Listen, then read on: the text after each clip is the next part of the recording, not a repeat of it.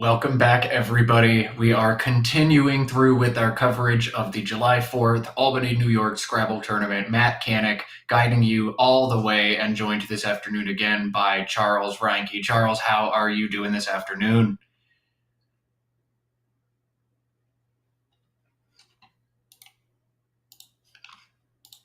Charles, you pulled a Matt.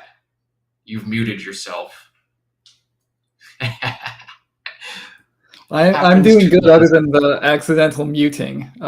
Had a moderately sized lunch, so I shouldn't be at risk of nodding off for these games, of course, with the fireworks we expect from the top of the NWL division. No nodding off should be required. No nodding off at all. The NWL division has been in a lengthy round robin and is going to get very spicy. But first, let's pivot over to CSW and get a review of how that bloodbath of a division is shaping up. American Ben Schoenbrunn with a big tie sits just a half game ahead of Austin Shin. Adam Logan with a rough morning has dropped down to third, but there are still 8 games to go at this tournament. That division has been blown wide open. Ben still with a narrow lead, but Austin Shin, Adam Logan, Chris Lipe, Wellington Jageri, Will Anderson, and Josh Sokol behind him.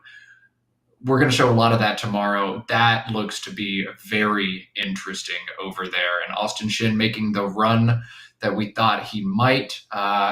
It's wide open at this point. Let's pivot over and look at the NWL division. Haven't been showing a lot of this during the round robin, but 3 players have really pulled ahead. Chris Sykes, Joey Kravchuk, and Zach Ansell, each with just 1 or 2 losses through 19 rounds of play. That's absolutely stellar. The wild part is none of them have played each other yet. That's what's happening this afternoon at the end of the round robin, and I expect to see repeat pairings among these players at the top very shortly. So we're going to show you NWL all afternoon as you watch these players finally play their first games. These are going to be huge matchups as we watch these players pull away from the field. The first one we're going to show you is Annette Obrestad and Billy Nakamura, but all of those players at the top going to get some base time today. Charles, I think the common money maybe on Joey right now as the only player in this field rated over 2,000. Are you familiar with Chris Sykes or Zach Ansell? What can you tell us about them? So Chris Sykes, I would say maybe not expected to do as well in this tournament as he has. Of course, a testament to the strong player that he obviously is, but maybe not considered to be the one at the top of the standings after, what are we at, 19 or 20 rounds. But a very strong player. We've seen very strong results from him in the past.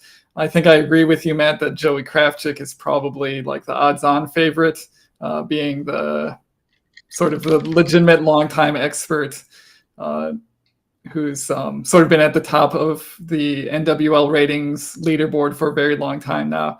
Zach Ansell, very recent up-and-comer, only really got into the expert ranks, we would say 2 or 3 years ago, rapidly ascending, might be underrated. Hard to say with somebody who's improving that quickly. I think all of them are in very good shape to win this tournament.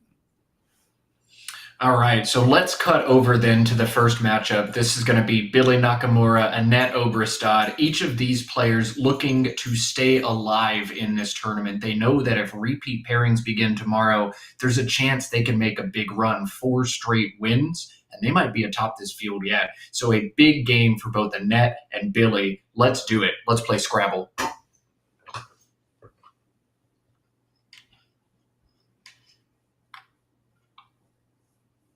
Billy to play first, and we saw Billy just popped into the chat earlier, asked who's commentating this game. Are they going to be nice?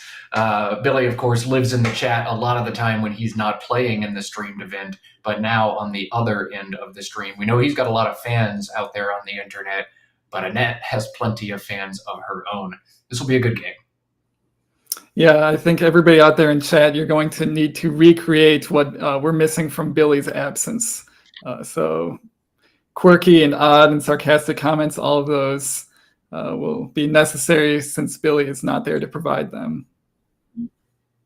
And Billy showing off his expertdom here. He has drawn the easiest word ever, aneroid, literally the most probable rack you can draw out of the bag that actually has a bingo. He's found it on the first turn. Can't ask for an easier start to a game than drawing aneroid as a natural. Billy off to the races, 70-0, and Annette has found a much worse opening rack, CEG SXVW. Advantage Billy early on, but it is a long game and a lot could still happen here. Yeah, these are rough letters for Annette. The V and the W, especially together, are pretty bad. The C and the G together are bad. The G and the V together are bad. You take all these individual combinations that are bad and put them all in one rack, it gets very bad. She has Vex set up on her rack. That might be one of the few playable, I shouldn't say playable, one of the few reasonable plays that you can make on this turn. Exchanging also feels like an option here, despite the large amount of high-scoring stuff you have. It's either going to be Vex right here and Views right here, or an exchange. All three of those plays make some sense here, but a really tough first pull for Annette. Vex going to be the option she goes with. CGSW is the leave, and she'll need a better draw on the second turn to try to keep pace with Billy, who's pulled into ABGGHRS as a post-bingo draw. No bingos available for Billy. Not a lot of points available for Billy, but I expect this to be a very simple turn for him. The play of grab above aneroid is so much better than anything else he could do here. I don't expect much more thought or time on this turn from Billy. Yeah, it's just a matter of seeing that spot, seeing that you've got possibilities on top of the AX. Here he comes. Yeah, Egg we for the wondered if this would meme. happen, but Both of these big memesters, and Billy feigning us with egg. Of course, the infinite Scrabble meme before picking it up. Gets a chuckle from Annette, and grab again the play from Billy. Thanks for the meme, Billy. I expect more from you across the game. BCSGNNW for Annette. She has not found better tiles, and she's had enough. Exchange 5 from her, and that's just about all you can do in that situation. 95-22, and Billy's found hog ties in the bag. Oh boy. Hog ties plays in one spot. It is Billy's only playable bingo. There's no way he doesn't see this. Hog ties for 83 is going to give Billy a commanding position in this game. Excellent, Billy. Double egg. But this one is not as funny to Annette, I feel. Right now that he's playing the bingo, it's almost more cruel than Mimi, but I think they're good friends off the board, so they can probably take it a little bit. Annette with that face. Oh, you're going to play egg and then play hog ties for 83? All right, that's not funny anymore. Billy, get out. Oh, that's hilarious. EINNQSY, the rack for Annette to respond. She's already looking up. 178 for Billy, 22 for Annette. Just can't feel good. Yeah, plus Annette has drawn the Q here. It is playable, but when you're trying to get back into a game that's slipping away from you, the Q is the last thing you want. Unless you've miraculously drawn a bingo with a Q. Annette has obviously not done that here. She's looking probably just to play QI and HI for about as good a score as she can hope for. And just pray that Billy does not have an I for the counterplay of QI. Yeah, this is like just you stare at your rack longer and longer. If you're Annette, you shake your head, and then you're like, I guess I have to play QI. And if you have an I back, I'm just going to be very sad. But crucially, Billy has not drawn that I. So Annette's going to, I think, be forced to back into this play and then won't be hit back by Billy at all. Yeah, that's the one upside here, although she doesn't know it, is that Billy does not have another I to immediately hit back that spot. He's actually drawn the bingo of Arcuate, which I don't believe currently plays on the board and probably will not play after Annette's next play. Yeah, I don't see any good candidate plays that give a spot to play RQ8 either, so I don't think Billy's going to see that come down. Arcature, Actura, yeah, so CDR would give bingos, but I don't see, yeah, he's not going to get any of those. Billy not going to bingo next turn despite the bingo prone leave. I do wonder if we see Annette deviate from the QI play. You feel like it's almost game over if Billy hits you back in this line here after QI, but there is nothing else Annette can do. Dynein is like the only other reasonable play. Maybe Veiny, Veiny, in this spot, but you don't want to get caught up holding the Q any longer than you have to. Annette's got to try to bingo quickly to catch back up in this game. I think, man, I feel for her, but I think she's got to play QI here. She disagrees. Yeah, and I can see why she would make that play. Just QI gives back, in certain scenarios, gives back so much that you basically never win the game after that point, whereas Veiny doesn't really give back a whole lot, and there's 4 U's in the bag, so she might be thinking that she can draw one of those 4 U's and get something good out of the queue next turn, or in future turns, possibly, maybe not even next turn. But yeah, kind of a tough decision for Annette. It's easier for us to say that QI is the correct play when we can see that Billy does not have an eye. But I think even not knowing that information, it's still the better play. Yeah, I mean, it's one that's hard, and it's one that's really hard in the moment over the board to make that decision or that calculation. I know at one point when I was at the peak of my game, I had worked with Adam Ginsberg and came up with like a quick mathematical way to guesstimate. Okay, if there are this many tiles left in the bag and I'm going to draw this many, it's this % chance I get it. My opponent has 7 tiles on their rack. Like at one point, we used Poisson approximation to figure that out, but it's really hard to do those calculations over the board and adjust for that. And it's really easy too to just start thinking pessimistically. If Billy's going to draw Aneroid and then Hog Ties, like he's probably also going to draw that eye, isn't he? It's a tough turn. And I don't know. It seems like Annette can do no right this game, and Billy can do no wrong so far. Yeah, it looks like Billy will slow down a little bit this turn, does not have anywhere for RQ8 to go. I think the conventional wisdom here is you've got a really nice assortment of bingo-y letters, aside from the duplicate A and the U. So you would be looking to play off the A and the U and possibly one more tile, maybe the C or the T maybe would be preferred. And yeah, we have a play of Uta for 19 points. That would be a good fishing play, keep a good leave. And since there's no real outstanding scoring options here, a short play like that seems to be probably Billy's best option here.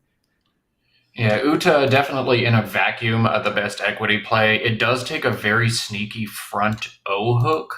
And while it's probably not going to be a big play, it's going to be a line that just sits here all game waiting for someone to hit it. So Billy might see that and be like, I don't know if I want to play Uta here. I really like that Billy has slowed down in this situation. This is a hard turn, and you don't just want to autopilot this and do what you think will win a simulation. You really want to think through, construct the board the right way. I think Uta is still the best option despite that. Just from a sheer equity perspective, it's great. And Annette's last play did a great job of exposing a number of different floaters to allow her to bingo in a number of different ways. Billy needs to start trying to muck up some of these lines, and Uta does a great job of blocking this one and potentially plays through the eye. Yeah, it's never too early to start playing defense when you're up by 130, as Billy is.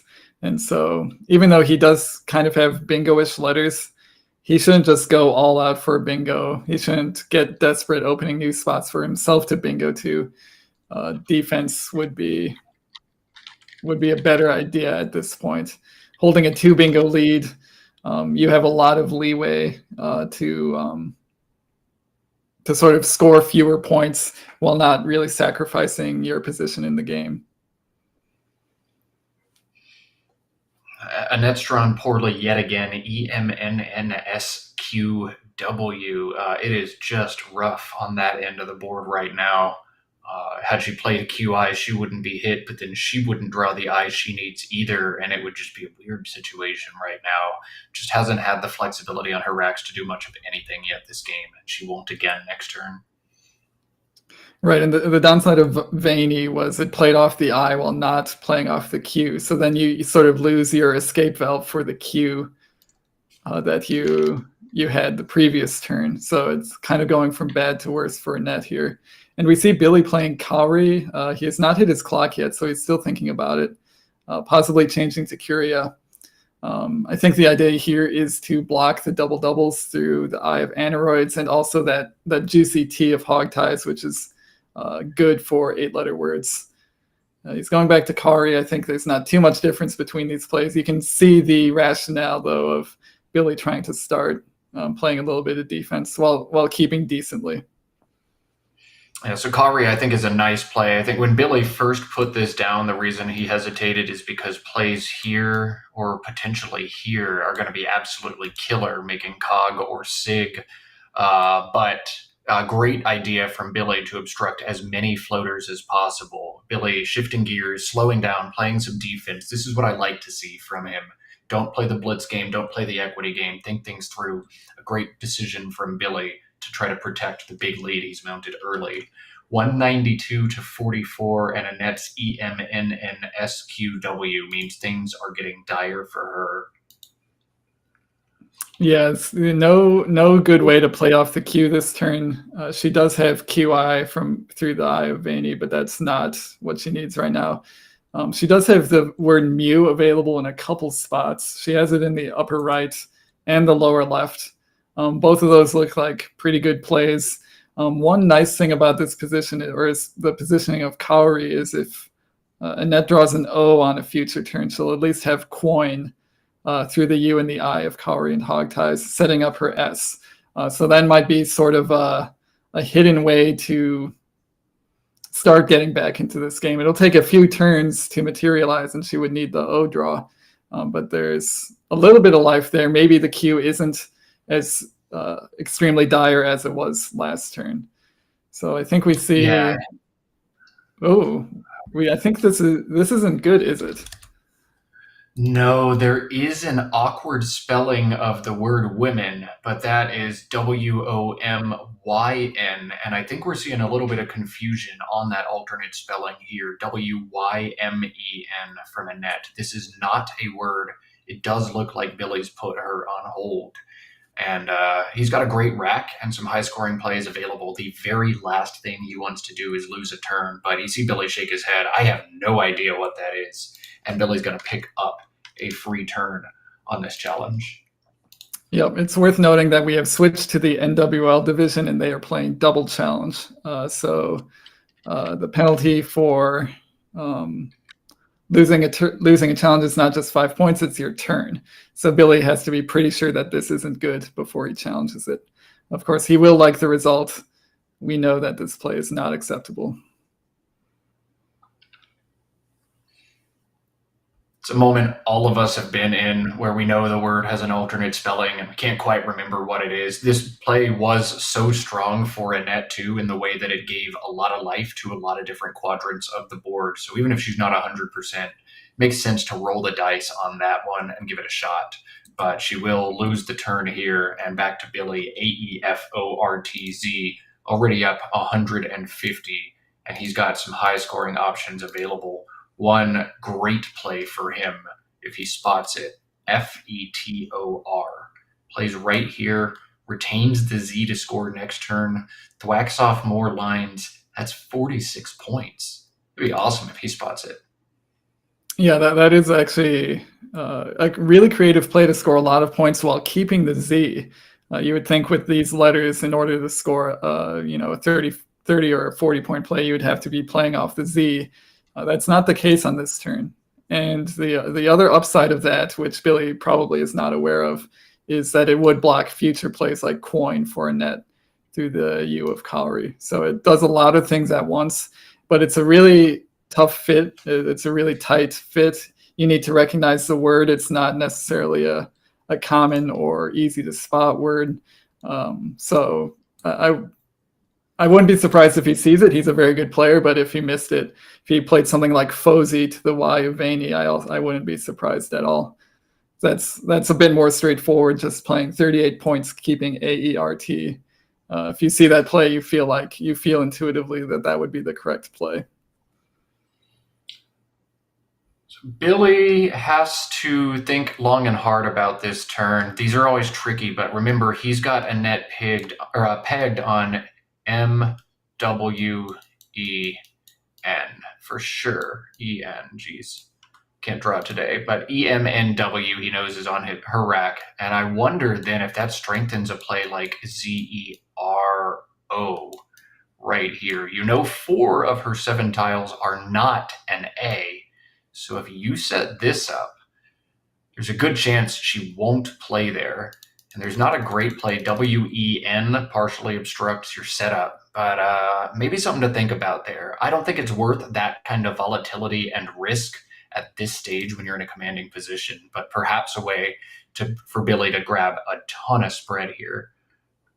Yeah, I think if the scores were reversed, something like 0 would be a very good play, knowing that your opponent probably can't block both spots you're creating and maybe can't really block any of the spots you're creating. But with Billy in really a commanding position, there's no need for him to be opening things up like that, because he'll just, future turns have to close the things that he opened, basically making his own job harder. So probably will look to avoid doing that. That's also another reason not to play Fozy, is it just creates spots that you'll have to address later. And why Fetor or Fetor, however you pronounce that word, looks so strong. So yeah, I was going to say, if Billy doesn't see FETOR, this turn becomes much harder, as the other general equity options, Father through the H or Fozy to the Y, just seem to open up opportunity, triples that you don't want to give up. So in the absence of good options, Billy just keeps things very tight, drops FZ, and Annette now going to play Meow for all you cat lovers out there.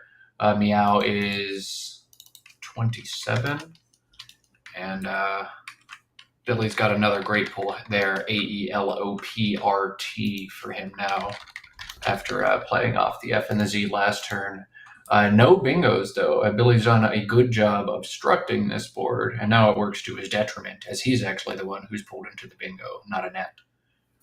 Yeah, it looks like he blocked his own Petiolar. Of course, he can't know that. That doesn't make his play incorrect. It just so happens that his bingo. Also, Epilator, I suppose, through the Eye of Vaney would have played, but that's okay for him because he's still up by 150 points. So he's perfectly fine with his bingo not going down this turn. Yeah, and Annette is still such a dangerous player. I think I like the idea from Billy. Just keep things tight, wall things up, win this game, and move on to the next one. Don't give Annette any kind of chance to catch up, because she will.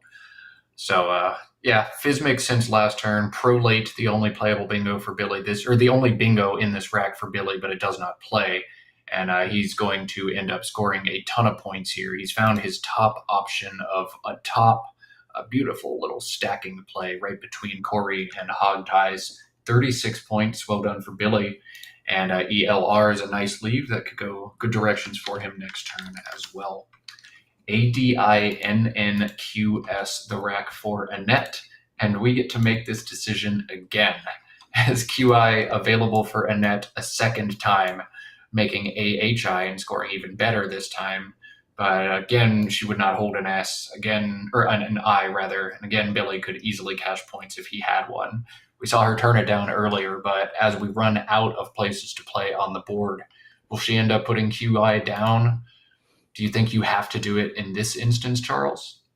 I think you have to do it this turn. The nice thing about QI is if Billy doesn't have an I or an S, it sets up spots that are kind of a pain in the butt to block. And that's got the S for Ahis, and could possibly hit something there, or at least threaten hitting something there, possibly induce Billy into some kind of paranoid blocking play. And it scores well. It finally gets rid of the Q. I think this is a completely necessary play. Just so happens Billy did draw an I, and was able to immediately shut that spot down. So bad luck for Annette, but I think you have to do it. Yeah, down as much as you are, you just have to hope. If Billy doesn't have either an I or an S, that is a really hard spot for him to deal with. So take the shot. If he has it, he has it. Story of the game. And if he doesn't, maybe you're saying there's a chance. So Annette has to pull the trigger there. And just because we don't get to have any fun on the stream like all tournament, Billy has the I, and nothing exciting is going to happen. And then Annette's going to draw FP. Yeah, we would have loved the tension of that spot staying open while Annette tries to hit it and while Billy tries to block it. Instead, we get kind of a straightforward resolution, which is so often the case in Scrabble, but not as good for the viewing public or the interest of the commentators.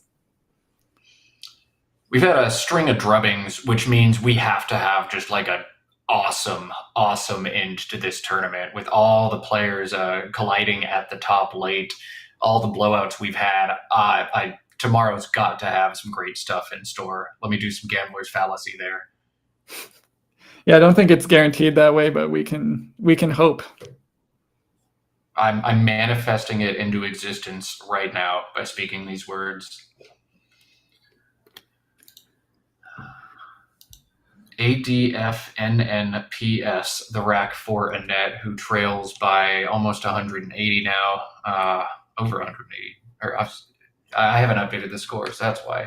Billy's at 291, and it's at 105 right now. Just nothing you can do at this point. So I like this. Yeah, if you draw an E, great. Once again, you've set up a line that's really difficult for Billy to do anything about, and he's really not going to be able to block it. So Annette gets to sit on her S and try to hit that line for a couple turns if she doesn't draw the E now. Heads up thinking from Annette. Like I said, she's dangerous. Just hasn't had the tools to do much with it yet. And there's an O instead of the E she was looking for. Yeah, I really like that play. A lot of creativity there. Setting herself up for if she does finally draw one of those E's, that it will be almost impossible for Billy to deal with. So a really good attempt by Annette, unfortunately, did not work out. Billy's probably going to have to look elsewhere on the board. Might spend a little bit of time trying to manufacture a block for that spot, but it's pretty easy to come to the conclusion that there is nothing there that you can do. You just have to move on to somewhere else on the board. Yeah, most of Billy's plays here are doing exactly the things he doesn't want to do. Femur is kind of the equity thing to do, or it's anagram fumor. So try to draw both of those words at once. But you absolutely not exposing that triple, and really even this fume, I think, is a terrible decision from Billy. Maybe he's ahead by so much that he's playing for spread once again, but fume takes 4 back hooks, D, R, S, and T. I would just play Fem, F-E-M, and keep things tight here, but I guess Billy opts to try to set himself up instead. This can only backfire. Annette has an S. So she might just take your spot from you if she wants to. I don't know. I question this from Billy, but I guess he wants a lot of spread. F-E-M looks a lot better to me there. Yeah, I wonder if his thinking that if Annette's going to bingo making ifs, and Billy might as well set something up so he gets a triple next turn. The downside of that line of thinking is that if Annette had something, a bingo starting with an S for ifs, now she can just play it making fumes for more points. So as long as she has something, that played at ifs, she'll have something that plays at fumes, and Billy comes out behind in that exchange every time. Luckily for Billy, Annette missed on her one-tile fish bingo draw, but now with that fumed spot open, she can probably take that spot for some score, like nod or pod, possibly making fumed. Yeah, this is a crazy turn. Annette does not want to take away this spot if she thinks she has any chance to win the game at all. But Billy's going to have L-A-T-H-I-E-R there if she does choose to leave it open. And I think there's a good chance she chooses to leave it open given the game score. She has options here. She can play something like N-O-D or P-O-D and just score some points. There's also the nice 6-letter S-A-N-N-O-P, which is a word I have never seen before. or Donnas also plays extending this way. So if Annette feels the game is over, I think she's probably just going to take the spot away from Billy and dodge a bullet. But if Annette tries to give this one more college try and keep the board open, Billy's just going to score 100 again next turn. Big swing, even though she can't double here. I think Annette's reading this situation correctly. Billy would never play Fume if he didn't hold any of the hooks. He's got to be keeping like an R or a D or a T. So knowing that Billy is basically a lock to play there next turn, even if he doesn't hit a bingo, he'll probably play there with a non-bingo next turn. And that figures she might as well get to the spot first, since it's never going to stay open for another turn. Yeah, Annette reading that situation perfectly and doing the right thing in response. And Billy has to be a little bit sad, but you can't really be sad when you're up 200 points on a solid player. So, take it. Billy's just going to fish the H. Makes sense. Keep a great leave, and win, or if Annette chooses to open this board up, you just bingo in her spot.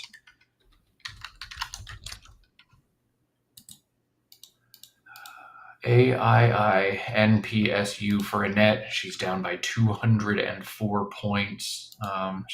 At this point, this one's out of reach. Just kind of do some stuff, I guess.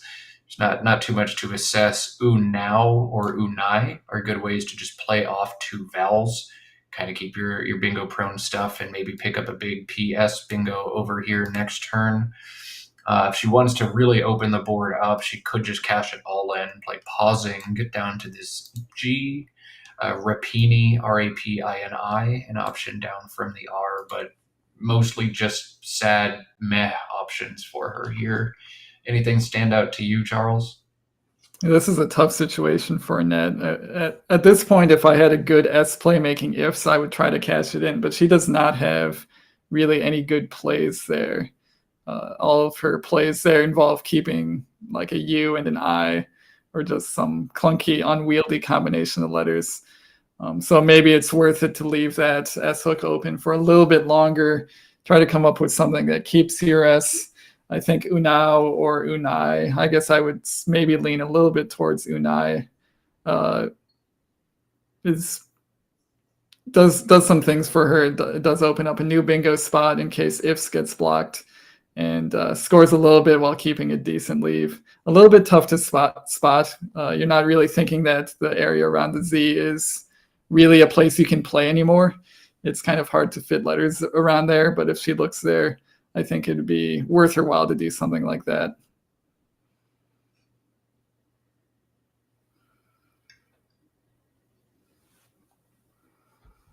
I think I'm about ready for a nap.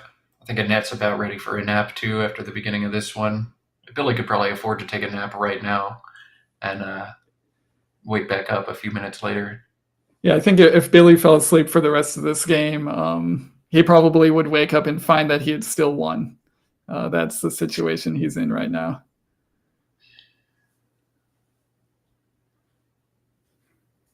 Looks like Annette might be thinking of aping to the G of grab. I think that's another good idea to set up a word that has multiple front hooks. And while it's getting rid of your nice looking consonants and keeping IUS, it is kind of digging deep into the bag a little bit more. There are still two blanks unseen, so it could work out for her. Unfortunately, if she did do something like aping, Billy would be bingoing in response. So it'd be from worse to even worse for Annette with a play like this.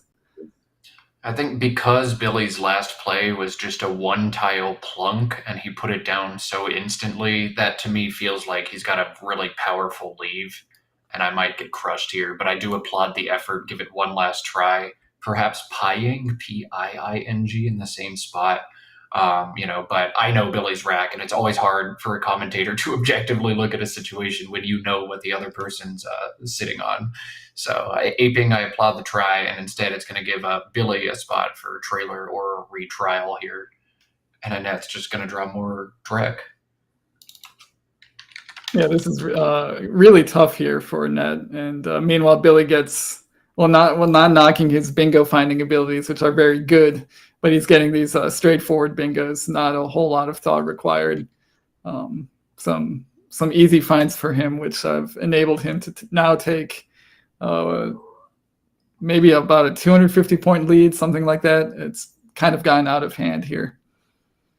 And for Annette, this is just insulting. Almost, my opponent is going to take my line, bingo with a natural, and draw into the 2 unseen blanks that I still have not drawn. This is getting ugly.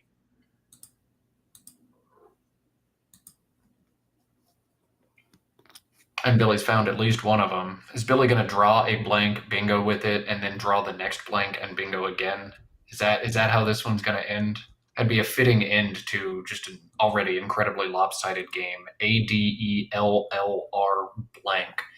Putting on a clinic right now in how to draw. Yeah, some very nice draws for Billy this game. Of course, no knock on a player who draws well and wins with the letters. You can only play the letters that you're given, and if you're given really good letters, it happens to everybody. Sometimes it doesn't happen to everybody. So kudos to Billy for making very good plays for most of this game, and he's, I think, certainly going to win this one. I think this is the rare case where we're looking at 100% winning chances for one of the players. We've had a lot of that, unfortunately, this tournament. But again, I think if we get the drubbings out of the way now, it's going to be all fireworks at the end, right? Speaking of fireworks, 3 more games today and continued coverage tomorrow of this Albany July 4th Scrabble Tournament, as Annette wisely jettisons both of these U's at the same time with Ulu. If you haven't yet, make sure you give the channel a subscribe.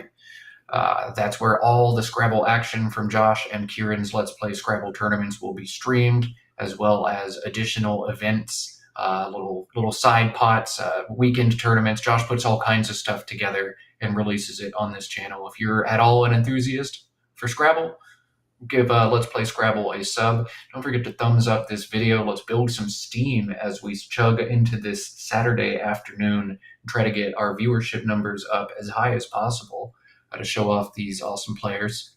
As Billy now going to drop down a bingo on Annette. It's like he's gone with Recalled, one of 3 available bingos, as well as its anagram Cellared and the 8-letter Peddler, Pedaller. And Annette has not found a blank again, so she watches Billy bingo with 1 blank, suspecting he's likely going into this bag and drawing the 2nd blank out. This has just been pain and misery. Sometimes you can do everything right in a game of Scrabble and still just get smacked. Yeah, this has been very rough for Annette. She has finally drawn what I would call a good balance of vowels and consonants. Unfortunately, it has the J and the Y sort of preventing her from bingoing immediately. And with that S hook on if just continuing to sit there, she might be looking at something like so yeah, and she is setting that up. It does set up a new lane for 7-letter words. If she can draw the 2nd blank, there's maybe some hope to get to 300 this game. So I expect probably just a scoring play like that to come down, giving up on the bingo hopes. I see Annette has set up the JA on her rack, presumably to play jar, which makes sense, but the IOSTY leave actually goes right there for no docity for 39. One little opportunity for a moment of positivity here for Annette, but I would have stopped thinking about this game 20 minutes ago, and a jar coming down for her.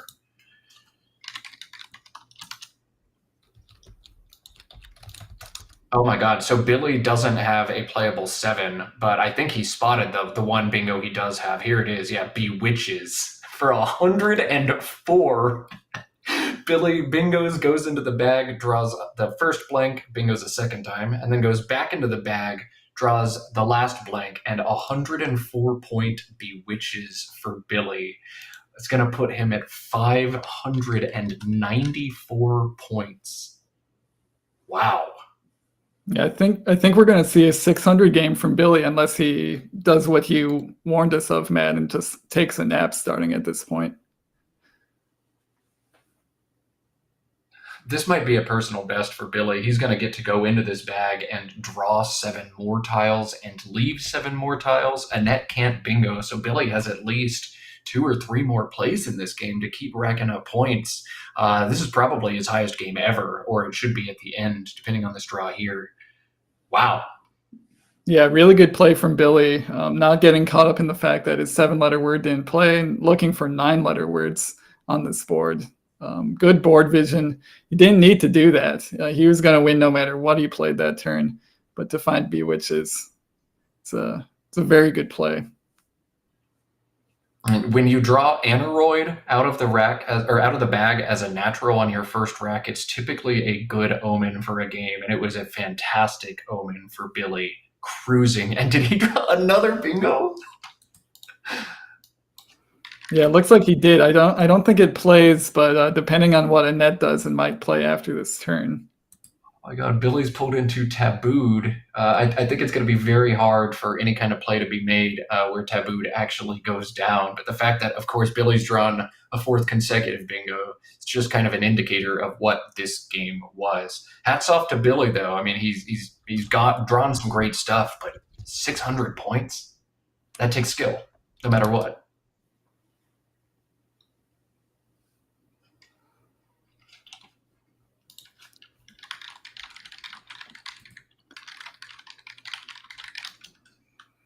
So it looks like Annette might be thinking of fishing here, just playing off the Y and the O. Unfortunately, does not really have a good place to do that for points. She can do it. She can do it for Recalled and Yod. Does not set up any new spots for herself, but does have a lot of floaters and Bewitches to work with. And so I feel like this is her probably best chance to get a bingo next turn, and has drawn some decent stuff. I guess I would need to think about whether this actually bingos. Does play through the H with Histogen. So possibly we'll be able to get a bingo, salvage this score a little bit, but we see Billy is definitely going to make it to 600, probably considerably beyond that. Yeah, and that's sitting on Histogen or Egestion using the E and Bewitches. So not a guarantee to bingo depending on Billy's play. Billy has a weird rack. Yeah, there's a 7 in it, but he has one spot that's very important for him to notice if he really wants to hit a personal best, and it is this square right here. He's got the B to make Grabber and make a play extending down this way. Grabber, Bro, and Wow is 34 points and holds ADEOT. If Billy sees that, and then Annette floats floaters out here, and Billy hits an out bingo, this could be a 700 game. Yeah, at this point, I think that's what we're rooting for, right, is 700. Given that this one was not too competitive, we want the next best thing, which is somebody scoring 700 points, which veteran Scrabble players will know. New players might not be quite so aware, but 700 is kind of the unofficial barrier between an extremely good game and an absolutely insane game. A lot of players will play a very long time without reaching 700. So at this point, I guess that might be what we're hoping for. Just to show like the magnitude of what Billy's doing right now, particularly in NWL, my personal best ever all time in 18 years of competitive Scrabble play is 628. Billy's easily going to pass that, and he's done so against a fantastic opponent. Looks like he has not noticed the Grabber opportunity, but he is going to play Roto here, try to knock out as many of the floaters as possible, but the H and the E still allow bingos for Annette. She's going to hit a bingo late, and depending on what Billy draws here, it's possible that he's able to make this about to a 650 game. He's left the V in the bag. This could be interesting.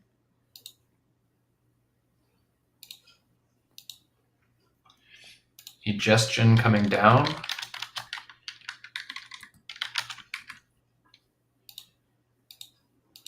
And Annette's going to draw LV out of the bag. Is she going to get stuck? No, she's not. Okay, so LUV will play here, LEV. if Billy were able to pull off a V stick here, he might have been able to make this a 680 or 700 game. But mercifully, Annette, despite drawing the V, will have the 2 outs and be able to get away from the board after a very lopsided game.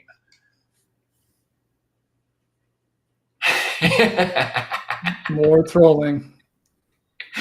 Bynack, of course, Billy's nickname. He's got to give himself a shout out, leave his signature on what is going to be the signature game of his Scrabble career, likely after this. Give yourself a shout out, Billy. You deserve it. Bank, looking like what Billy's going to play here for 39. If he really wanted to, AKENE would be 42, but the 39 points is going to bring Billy up to 652 points. As Annette plays out with LUV, catches points off of Billy's rack. 652 to 315 is the final in this one. We're going to let them rehash a bit, but let's get a headset on Billy. This has to be a career high for him and just an incredible game from him in general. Yeah, this was basically just a series of extremely good fortune for Billy. Of course, he knew what to do with it. He found a very nice play of Bewitches among a bunch of other bingos. And when you play that well, you can only hope that you score 650. Usually you play that well and you might score 450. So Billy's got to be feeling pretty good about this game. Anytime you can beat a player of Annette's caliber, you want to take that. But anytime you can beat a player of Annette's caliber by 340, oh yeah, you take that every day of the week. This is going to be one of the best games Billy will ever play. Hats off to him.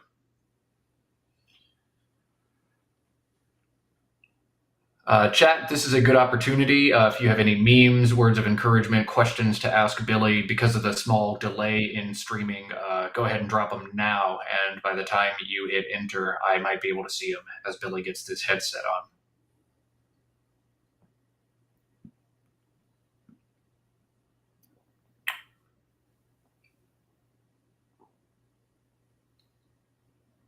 on. We've had a number of drubbings today that were boring. This one's not boring. If a player can get up to 652, all of a sudden the drubbing becomes exciting again. So I'm happy we at least had this. Though some really tight games would be wonderful this afternoon as well. 3 more games of Scrabble coming here on Let's Play Scrabble this afternoon. The next one is going to feature Christopher Sykes, who is off to the incredible 18-1 opening to this tournament. He's got a tough match. He's got to run down and beat Billy Nakamura, fresh off of this 652-point drubbing. You see him showing the score sheet to Josh Sokol there on camera. So Chris Sykes and Billy Nakamura coming next. Will Billy remain hot, or will Chris Sykes pick up another win over a strong player in this NWL field? That's coming. But first, we got to hear from the legend, the Bynack himself, Billy Nakamura. Billy, wow. Matt and Charles here in the booth, but is this your career high game? I think it is. That was ridiculous. Yeah. 652. I've never come close to that myself. There's no way this isn't. I mean, anytime you draw Aneroid as a natural out of the bag first turn, you know it's a good omen. But oh my goodness, what a performance! Tell us what this means. Like, was there any turn you think specifically that stood out? I guess. Nothing in particular. I mean, like a lot of the plays just play themselves. Like you draw the bingo out of the bag, you know the bingo, and it plays. I guess the one thing that stands out is Bewitches, which is really cool to see. I was looking for 9s all game through there and with ANT as well, but yeah, that was just insane. I'll confess, I did not see Bewitches immediately. I saw you set up Witches on your rack, and I'm like, cute, he's got a non-go. And then as soon as I typed the position into Quackle and saw it, it's the same exact moment you picked up your tiles and threw it down. How did it feel to draw and then spot that? Honestly, at that point in the game, I was just feeling bad for Annette because honestly, I have a tie, so I don't even need spread. And she's in the thick of things, and 300 points is a lot of spread to lose. So it's, yeah, that was rough. Yeah. Yeah, I didn't even consider the fact that you had a tie. That's Scrabble, ain't it? Where you get the biggest win ever in the tournament where you don't need it at all. But I think that the one turn that it came down to, or that really shifted the ties, is Fume. We saw you had FEM in the same spot, and you decided to open the board just a little bit. Tell us what you were thinking there. I was thinking that she probably has something relatively strong based on the plays of QI and IF. I figured she was going to hit a bingo anyways, most of the time. So, like, I might as well just try to score. I'm not going to do anything about the IF spot. So she's going to hit a bingo anyways.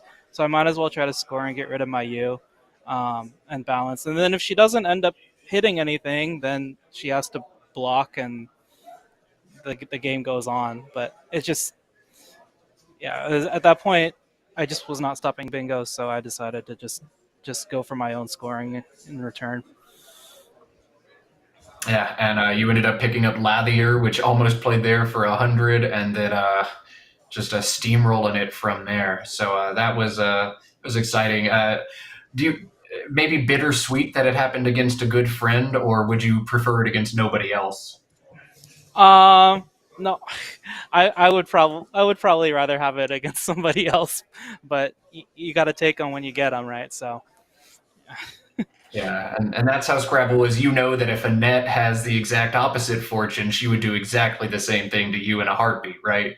exactly. So yeah, I feel bad for my friend, but also you got to do what you got to do in the tournament. Yeah, you got to do what you got to do. Well, Billy, I have a little bit of news for you. You're not going anywhere. You have another stream game on after this where you have to play against Chris Sykes, who has been absolutely on fire this tournament. So we'll get to see if you carry this 652-point momentum with you, or if the freight train that is Chris Sykes runs you down. But for the folks at home, Billy Nakamura, fresh off his 652-point performance, we'll be right back on stream. Billy, we'll let you stretch your legs, get ready for that big matchup. We'll flip back to the commentary booth. But Billy, congratulations, and see you again in a few minutes. All right, thanks for having me. And we'll let Billy take his little bio break before he steps into his biggest game of the tournament against the 18-1 Christopher Sykes. So we will cut to a brief intermission. But again, y'all don't go anywhere. There's a lot more Scrabble to be played. See you soon.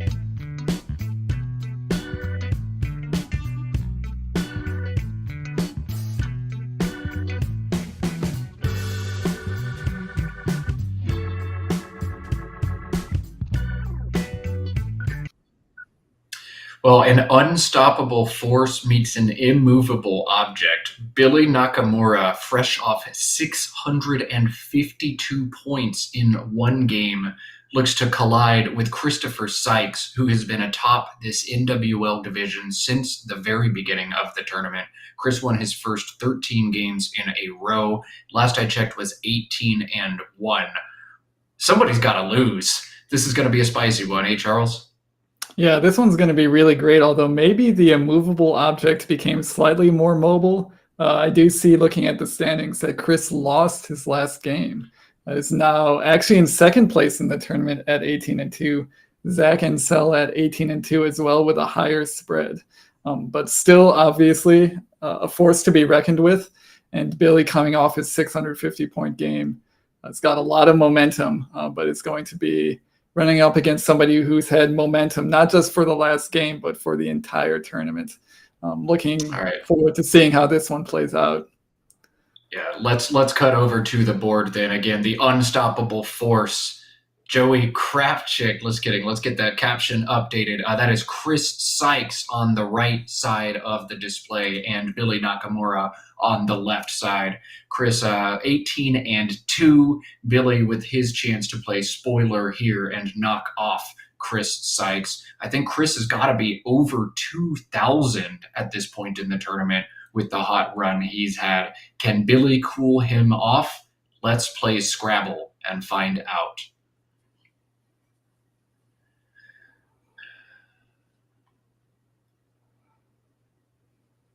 So we saw a shaking of the hands there. That is not always the case that players shake hands, but when you do, sign a good sportsmanship, hopefully prevents fist punches later on in this game. I only extend a handshake to my opponent if I wad up a piece of chewed gum in my hand before the game. So if I put my hand out to shake, it's a trap. I'm trying to play a trick on you. Just kidding. That's not true. ABEHTVY, I think the rack here for Billy. So I see Heavy and BEVY, Bevy, both play. Heavy scores a mammoth 36, Bevy just 24. Charles, you think you take the points here, or you try to groom the rack with ATH as a leave? I feel like the points here are, again, too much to ignore. Yeah, Heavy scores whopping 12 more than Bevy. I would say that the leave of AHT is not 12 points better than the leave of just BT, thus making Heavy seem like the play that should be made. Billy has other thoughts, though. He does go for Bevy, which I think is a perfectly reasonable decision, only slightly suboptimal, and can't argue with this one too much, I would say. So Bevy, the decision from Billy. I think most people would have played Heavy in that instance, but it is a close decision. And Chris finding a blank on the first turn, DEEERZ blank, gives him one playable bingo after Billy's opening of Bevy. And the quickness with which he's designated that blank means he spotted it. The bingo is breezed. 76 points, as Chris has breezed to an early lead. You know I gotta take the dad joke if it's dangling there. Yeah, that was just kind of sitting there ready for somebody to say it. So I'm glad it was you and not me. I have no dignity. I will take the dad joke. I will let you spare yours, since I know you have a base of viewers on your Twitch stream and a reputation to uphold. I got nothing to lose. I'm not above sharing a dad joke every once in a while, but that one was too easy even for me. AAEHNOT, the rack for Billy now into his AHT leave. He's found vowels, and I think he's going to have some fun options here. HAE playing beneath breezed, scores 31 points, holds ANOT, or HAET plays above breezed. Both of those look to be really nice options. A third option is THAE in the same spot. So HAE or THAE in addition to HAET, but I think we're going to see Billy play one of those plays. Maybe Hoya, if he really, really, really wants to bingo right now. What do you think, Charles? One of my first thoughts after a play like Breezed is, okay, now we've got a triple word score open and the double letter score. That's, you just kind of lock in as a place where either you could score or your opponent could score. But once you start looking at that spot a little bit more, it is a little bit tough to hit with the B in Breezed there. You can only put an A in front of that as a 2-letter word using the B.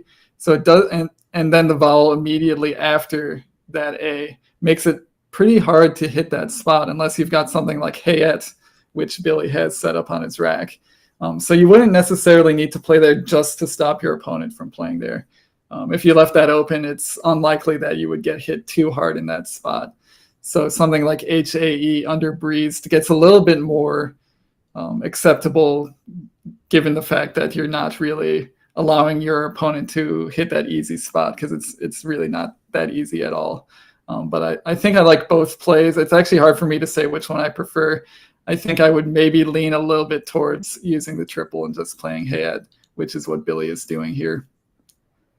In my head, these plays were pretty close, and I thought this was kind of a stylistic decision. I'd opt to play HAET, I think, in this instance. I am running it through a simulation right now, and HAET sims over 8 points behind HAE in this situation. So I'm not sure what exactly I'm missing. Perhaps just it's too easy for Chris to score in one of these two spots, and it's hard for Chris to score after HAE. But a simulation says this is an 8-point mistake from Billy for reasons I haven't figured out quite yet.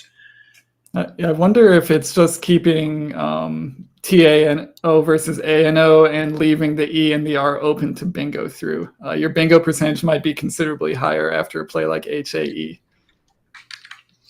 Chris dropping down Penko very quickly. This is by far his best option, and he spotted it right away. He's not wasting any other time getting bogged down. Chris is displaying a swagger right now. I've been watching him, calling him on different streamed Canadian tournaments, and I feel like he is stronger as a player every time I watch him. He's starting to display some of that refined, just crushing these intermediate turns that I've come to expect from the very top experts. Perhaps that's why he's 18-2 right now. Yeah, he's definitely doing something right to be 18-2 right now. And so far in this game, he's been doing things right. He's also drawing what he needs out of the bag. We see he has drawn the second blank out of 2. Is definitely feeling good about his chances at this point in the game. Yeah, second blank for Chris, and Billy unable to do much without blanks except troll us as he set it up there. Billy always taking the opportunity to troll chat, and now he is literally doing it. I don't think he will play troll this turn, but of course we always appreciate a good troll here in the booth. Best play for Billy is likely OLLA right there, and that's a strong play as well because it just leaves this line sitting there. Billy's down. He likes doing things like that in a situation like this. OLLT, holding NRT, looks to be the best option here. Yeah, I do like Allah here. The situation for Billy now is, and he needs to decide if this is important to him or not, is already we're low on bingo lines. Bevy doesn't take an S. You can bingo through the Y of Bevy, but that doesn't do much for you. And you've got on top of OB you can possibly bingo through, or if you start with an H or an S, you can play Ed or Eds. But already early in this game, bingo opportunities are somewhat low, and he needs to remain aware of that. Something like Allah just still leaves one lane for 7s, but it's a pretty good lane for 7s. It keeps a pretty good leave. Well, scoring points in the meantime. So it sort of checks all the boxes in terms of a play he'd want to make. He's found a similar version in Oral. He'll have to hold LNT instead of NRT because he's unable to spot the better option there. But Oral, a good backup, the second best play available, I think, to Billy. Chris now EOOTUX and a blank on his rack. No good scoring opportunities despite what looks like a good scoring rack. And this is going to be a weird turn for Chris. Yeah, definitely your first thought here is like being able to play OXO, just play OXO somewhere. He can do that under the Y or on top of the Y of Bevy. But he, under no circumstances, should be doing something like that to set up a huge scoring spot for his opponent. So he'll have to come up with something else, and there's really nowhere that the X is going. He might be looking at retaining the X for future scoring and doing something else. It's hard to see what he should do here. Yeah, this turn is crazy. There is just not much to be done. OX is fascinating to me. It sets up the back OXO hook. It would retain EOTU blank. And I think you're going to hit out bingos down from there, or O bingos down alongside it a good amount of the time. Even if Billy stacks here, after OX, your out bingos are still going to play. So that's an interesting one. I'll also float this one out here. OOH for 6. That is fancy. That is a pretty nice X setup. I guess I'm trying to figure out how likely it is you actually hit it to the double word score. I know you would basically be guaranteed to hit it just with EX. But something like that might get sniffed out by Billy. Then again, we can see from Billy's rack that he doesn't really have the tools in terms of vowels to stop anything that Chris tries to set up. So Chris doesn't know it, but this is actually a pretty good time to do a setup play like that. Yeah, in an equity vacuum, ZOO is probably the best thing to do here, but Scrabble is not in a vacuum. It's always a situation. There's always a score. You've always got some information from your opponent, unless they've just bingoed. Even then, you have body information.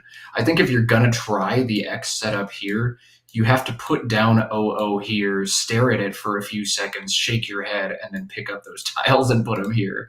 But it looks like Chris is going to opt either for OX or maybe OXO.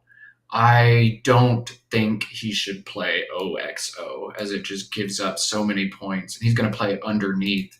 This is the best leave you can keep. But this seems a little crazy to me. Yeah, I think this is unnecessarily aggressive. He spent a little bit of time thinking whether he wanted to put it on top or bottom, like whether he wanted to expose the J hotspot or, try to figure out which consonants are going to do the most damage there.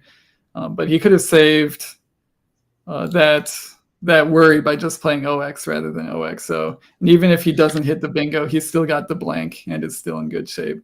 So I think this is a little bit of a misstep from Chris. Luckily, Billy does not have a vowel. He cannot play across row 8 with the double letter and the triple word to score any, points at all. He might just have to, I don't know.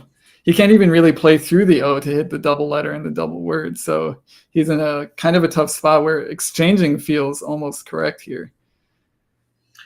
He's put Billy in the most uncomfortable situation, but that previous play of OXO to Chris, I think just a textbook example of what not to do in this situation. OX, Billy scores on average 29 points next turn.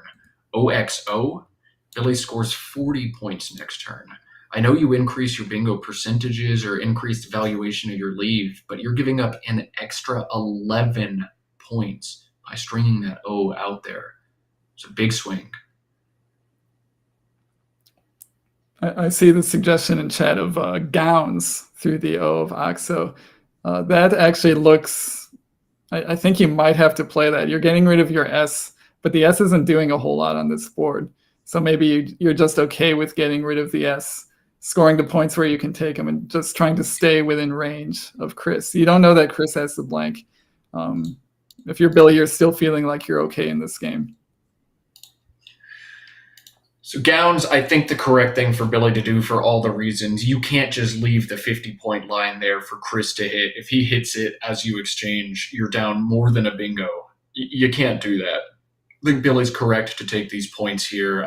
Very sad situation. You even see he lined up GG on the side of his rack, feeling like this one almost over after he got crushed that hard. Frustrating. You feel like you should be able to punish that blunder from Chris a little bit harder. But he's found some great tiles, EGILRST, and depending on what Chris does here, this could be spicy. Chris, a number of playable bingos, untented, Tautend, Untested, and Dudettes here. Untented would open a triple-triple, but Chris has found the more defensive Tautend here, the only 66-pointer that doesn't expose a triple-triple, and he's put it down.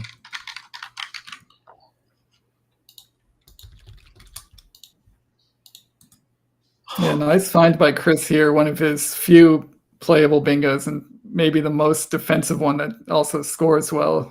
We're going to see Billy probably come back with Gristle or Glister underneath Tautend relatively quickly once he determines which one he prefers.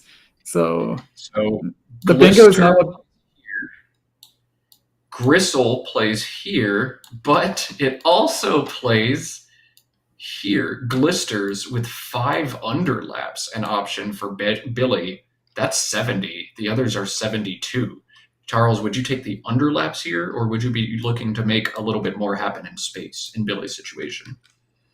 That's a good question. I'd have to figure out. So after any position of this bingo, you're still going to be down by perhaps 30 or 20 or something like that. And so trying to figure out which one leads to sort of a more open board, I guess, is what I would be thinking about. I don't want the board to get closed down. In terms of which one actually achieves that, would need a little bit more time, but Billy's already made his decision. Yeah, I think Billy probably thought this was a decision between Gristle and Glister, and I doubt he noticed the 5 underlap. I don't even know if it was correct for him to do that, though. But Gristle the bingo for Billy will bring him close, 168 to 189. But Chris still leads this game back on turn and has picked up EGIMOVW as a post-bingo draw. The W allows plays with walk up here. I think this is just going to be VOW and walk. Yep, Chris agrees. There it comes.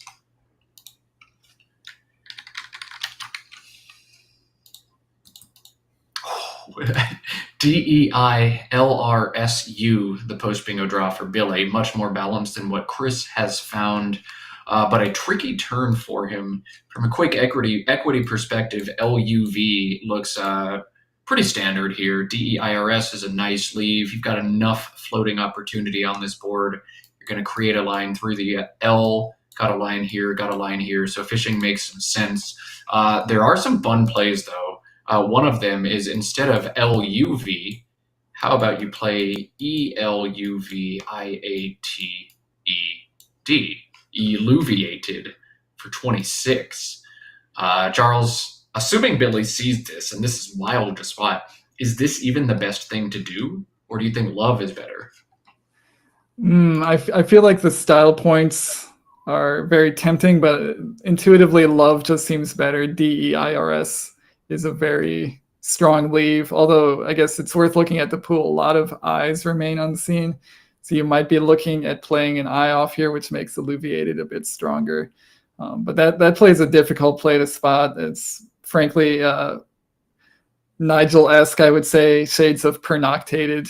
Not quite that insane, but still, that would still be a stroke of creativity from Billy if he were to see it. One other option that I think more mortal players might find is Eurydia here. So still things for Billy to think about in spite of the outstanding option. Eurydia is 27, holds LS, creates some dangerous lines up here, those central floaters, as Wellington taught me to turn them. That's a good play. GUID is a good play. It creates a dynamic line here for Billy. There's a lot to think about here. A big pivotal turn for him in this game. I don't know the right answer. Billy's going to take some time and try to find it here.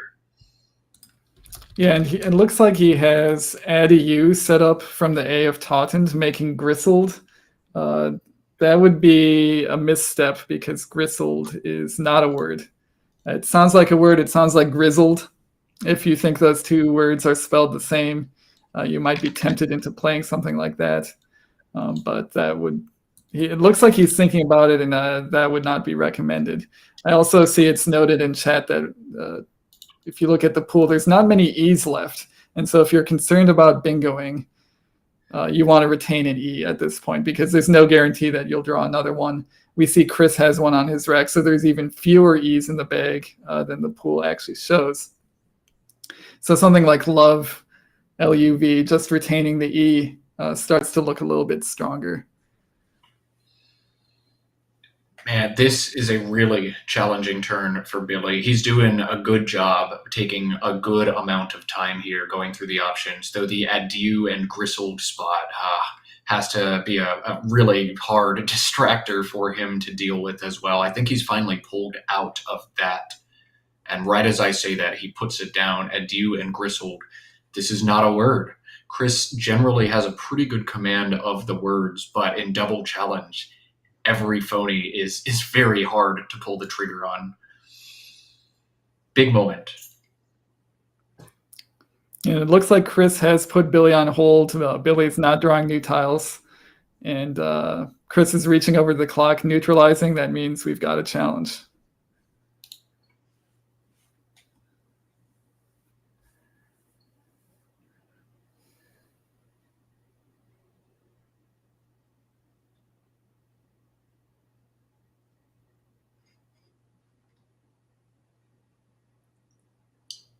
The play is invalid. Billy will come back and pick the play back up. We'll lose a turn, a big swing of events. I told you this was going to be a big turn. I didn't expect this was why, but a big turn of events in this game. Billy losing a turn, and Chris now gets to respond. He's already picked out exactly what he's going to do, which is crushing me in the commentary booth, but I digress. Hemp, what Chris has decided to play, he's playing it quickly, scoring pressure on. Billy's at 168, Chris is at 246, and Billy staring down the same rack he had last turn, but the number of options available to him beginning to dwindle. Same candidate plays as before, love or eluviated for Chris, or for Billy rather, or Gwyd in either of these spots. Billy opting to play it here to create a line here. And while it's harder to bingo from a D than 2-1, Billy likes having this line and this line open in separate quadrants to give him some additional life. So Gwyd for 18, the play for Billy, and a yucky post bingo draw or post hemp draw rather for Chris. CFG IIIQ. I think eject Q as fast as possible, the likely sequence for Chris, though he's got to decide which of the two spots is better for him. Charles, would you play over here to obstruct the D, or would you play over here? My instinct would be to play on top of Gristle. If I played next to Gowns, I would feel like, yes, I'm obstructing the D, but I'm also possibly giving back bingos or high-scoring plays with the I in response. Might end up with a situation where there's a triple word score open that I'm forced to deal with. Like if QI comes down, Billy plays an I side-lapping play, and then there's a triple that I can't deal with. That's a situation I don't want to be in, whereas QI down next to Gristle just sort of, it doesn't do a whole lot for the board. It really doesn't change much about the status of the board, but it is maybe a little bit more predictable. This is a huge decision. So Billy has drawn into AEILNRS, had just one playable bingo, and that was Islander through the D in Tautend. So Chris, with that decision on the QI play, chooses the one that, at least in this game, is absolutely right. He's taken away the opportunity for Billy to bingo here, and that was a big swing in Chris's favor, though he can't know it just yet. Devastating blow for Billy. AEILNRS, no playable bingos. And though Billy doesn't have the case S, it might be time to think about something like this or this for him to create this line. He's getting desperate in this situation. How do you think Billy approaches this turn, Charles? With tiles this good, it really feels like a situation where you have to fish. The downside, again, is there's not a lot of opportunity for bingos on this board. So you would want your fish to set up something for yourself. A play like QI does that really well, forces Chris to have either an S himself or he has to sort of get creative to block that spot. And depending on how he gets creative, could be giving you triple opportunities. So it's nice when you're able to force your opponent into those tough decisions where they have to either sacrifice their own points and their own equity to block the spot you just set up, or inadvertently give you a better spot while they try to block your spot. So something like QI does look pretty strong here. I'm sort of scanning the board looking for places to possibly play off the L to set up spots. I'm not really seeing anything. Maybe TEL from the T of Tautend sets up a pretty easy bingo lane to hit. At the downside is you're only scoring 4 points. So LI is how Billy opts to play through this, setting up the big QIS opportunity and putting the L down as well. ACFGIIY, the rack now for Chris, and the Y is going to help him score points in this section, but the big threat just opened up by Billy. He's got to pay attention to that spot as well. Chris needs to decide his path to victory in this game. Do I just score a gazillion points, or do I try to play the defense here? It's going to take some time, I expect, on this turn and come up with the philosophy. Charles, what's your gut tell you to do in this instance if you're Chris? Well, the first gut instinct is LI looks like a fish. Let's try to block it. Then the second instinct is, well, LI looks like a fish, but actually it doesn't really work that well as a fish because LE isn't a word. So any bingo there has to have AS, IS, or OS in sequence for it to play. So then I'm thinking maybe I don't care too much about that new spot that Billy just created. I'll just go for the points with Hempy. And we see Chris is not risking anything here. He's got the I to play LI, but he's only scoring 5 points to block this spot, which I feel like wasn't really that dangerous of a spot. Maybe I'm misjudging the spot, but LI there was not super dangerous from Chris's point of view. And Raja, the play here for Billy, 32 points. I wonder if Billy should instead maybe cash in and play Jeans, Jenas, for 52 right now. But I think Billy feels Raja and then bingo is the best way for me to get back into this game. I'd have taken some of that clock for sure, but Billy feels otherwise. I guess he got to think about all of this on Chris's last turn, pulls the trigger quickly on Raja there. Yeah, I think Billy's idea, just as you said, Matt, is to cash in the J and then bingo. On this board, no guarantee that he bingos, but then he might feel that's a better path to victory than just taking the 50 points for Jeans while putting the J in the triple line and just getting 39 points in response dropped on him. He doesn't really come out that far ahead in that exchange, whereas Raja then bingo possibly comes out further ahead. An intriguing position here for Chris now. Again, holding that Y last turn is able to threaten major points here. Fancy is 49, but he's ahead. The last thing he wants to do is open these lines. So he's got to make a decision again. Do I take that or do I find something else? Carnify, Carnify, is 46 points, but again exposes a bingo line where Billy can bingo for 100.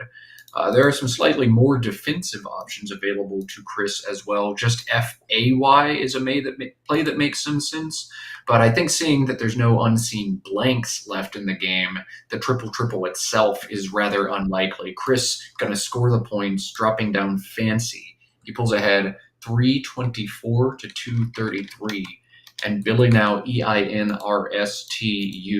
will bingo back through the A exposed, but the F not yielding any triples to Billy here. The highest scoring options for him, just the boring retina bingos through the A and Fancy, urinates or ruinates for 70 points.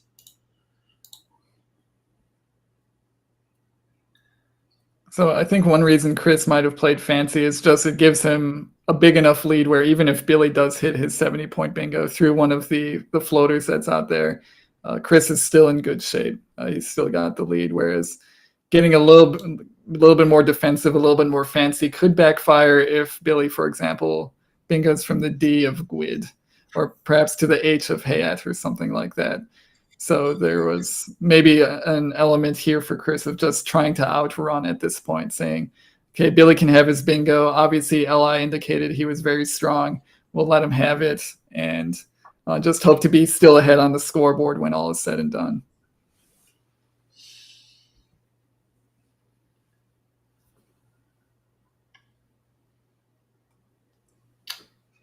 If you're Billy, you can't feel like you're 100% dead yet. One thing that gives you a little bit of hope if you trail in a game is looking at the vowel consonant ratio remaining at the end. The more skewed this is one way or the other, the higher the odds are that your opponent has an abysmal rack and you might be able to pull off the miracle. So seeing more vowels than consonants, that's skewed in the favor of vowels. If you're Billy, I think you have to pray that Chris has found 5, 6, or 7 vowels out of this bag and just try to pull the trigger on a bingo and get a great draw afterwards. Now, we know Chris has a good balanced rack.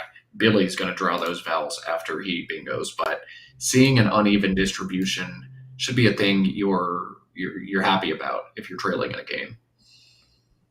Yeah, it's definitely not over for Billy, at least from Billy's POV. But from our POV, maybe looking a little bit more over. That's the benefit of our omnipotence up here in the commentary booth. But Billy's just got to work with the information he has. And it's very true that he could play something like Urinates, catch Chris with very bad stuff, and then possibly like cash in on the triple word score next turn himself, and maybe only be, down by 10 or possibly even up after an exchange like that. So he looks like he's going for Ruinates. Nope, changing it back to Urinates. Hopefully, he may be thinking he can draw the M for playing above Urinates, but unfortunately, Chris has that. We'll probably have a straightforward scoring play after this one, and it might put this game, I don't want to say impossible for Billy to win, but a scoring play from Chris is going to make it very hard for Billy to win. I do wonder if maybe the only Hail Mary for Billy, especially given that he's got a tie in this event, is to try to expose a second triple and hit like Ratifies or a Miracle up top. But Urinates with that unseen pool makes more than enough sense. Hope Chris has the bad rack and try to outrun. But Chris, not a bad rack, and instead immediately spots this beautiful overlapping play of Motif out of DIMOOST. Wow, Chris spotted that instantly. Way to go. I guess he was going to play it anyway and then realized it'd still fit after Urinates. But that's impressive. And Chris dropped it immediately. That's going to be, I think, the deciding turn in this game. Yeah, great find by Chris. I think you're right, Matt. He probably had already spotted the word, but once he saw it still played, it goes from being one of your candidate plays to immediately being the best play you have available. So he played it with very little hesitation. Billy's stuck with some awkward-looking stuff nowhere close to a bingo, and now if he's looking at the pool, he's seeing that all the good stuff is over on Chris's rack, and it'll start. Maybe you'll get the dread starting to set in here now if you're Billy. Like, there's good stuff in the bag. I don't have any of it. How am I ever going to get a bingo down and score enough to win this game? Yeah, I think Billy's chances, just looking at the list of candidate plays, are extremely slim in this game now. 5 tiles in the bag for him, so he knows he's going to get just this last play and then a chance to try to bingo out, barring something weird. So he needs to figure out if he's even going to take a stab or if he's just going to make a play and try to accelerate to the end of this one. But take your time, Billy. You've got it. See if there's any kind of Hail Mary you can throw out there. A lot of vowels in the pool that might synergize with some of the consonants you have. See if there's a path to victory. I'm not playing this game, and I'm too lazy to do it myself. But take that time. That's why you got it. Yeah, the static evaluation is suggesting plays like Furan or Urban through the R of Raja. Those don't seem like they offer any path to victory whatsoever. They just Yeah, sad face indeed. They don't open up anything new. They don't keep well, although they keep about as well as you can hope with these letters. I guess if I'm Billy, I'm looking at stuff underneath Gristle, trying to manufacture new bingo lanes that will somehow score enough for me to win. But even that seems very unlikely at this point. Hats off to Chris. He was faced with a tough challenge on the Griswold turn. It's hard to make a challenge in double challenge with a lead. You have to be very certain. People let phonies go all the time in situations where they're winning by 50 to 70 because of that psychological aspect of, oh God, if I lose this turn and then you bingo. I took a situation where I was ahead by 100 and I'm behind after that sequence. People have a really hard time making that challenge. So just the flex, I'm very confident in that Griswold hook, and he's played, a very solid game. He's crushed these intermediate plays, Motif and Panko, and he's spotting these things immediately. I'm going to make a little prediction here that this Albany tournament's a bit of a coming out party for Chris. I think this is where he cements himself as no longer 1800 Chris Sykes, but 1950, 2000, always a threat to win this tournament, Chris Sykes. He has really solidified himself over the last year. He's better every time I watch him on stream. Way to go, Chris. Yeah, he's really stepped up his game. It's evident from his results in the past few tournaments, but especially his results here. You don't go 18-2 in this field by accident. It doesn't just happen. You have to do things to make that happen, and the way you do it is to be very good at Scrabble. And so hats off to Chris for continuous improvement, and it's paying off for him here in a very tough field against some very tough players. Billy reaching in the bag, just trying to see how many are there. Is there any way I can take a shot? But alas, it's not the case here. Chris is wearing a Harlem Globetrotters shirt today, and he has made a Washington General out of Billy Nakamura. We shouldn't go that far. The Washington Generals are noted for their ineptitude, whereas Billy, not noted for any such thing. But yeah, the comparison is kind of there. Maybe that was part of Chris's plan all along. I know the overlap between Scrabble fans and sports fans is a lot. And so I try to make those sports references when I can. DAUB, the final Hail Mary thrown out from Billy, but it's actually Chris who's got the S that he was hoping to draw.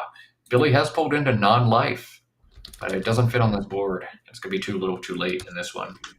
Well, Dob does take an E, so he might have been setting up an E that he didn't have and hoping that he draws the E and the S for, like, I wouldn't say unblockable bingos, but at least some kind of bingo. So I think there is a good thought there from Billy. It's kind of the play that we were looking for but too lazy to find. He found it. I think it was a good idea. Unfortunately, Chris had the S and was able to immediately kill the spot.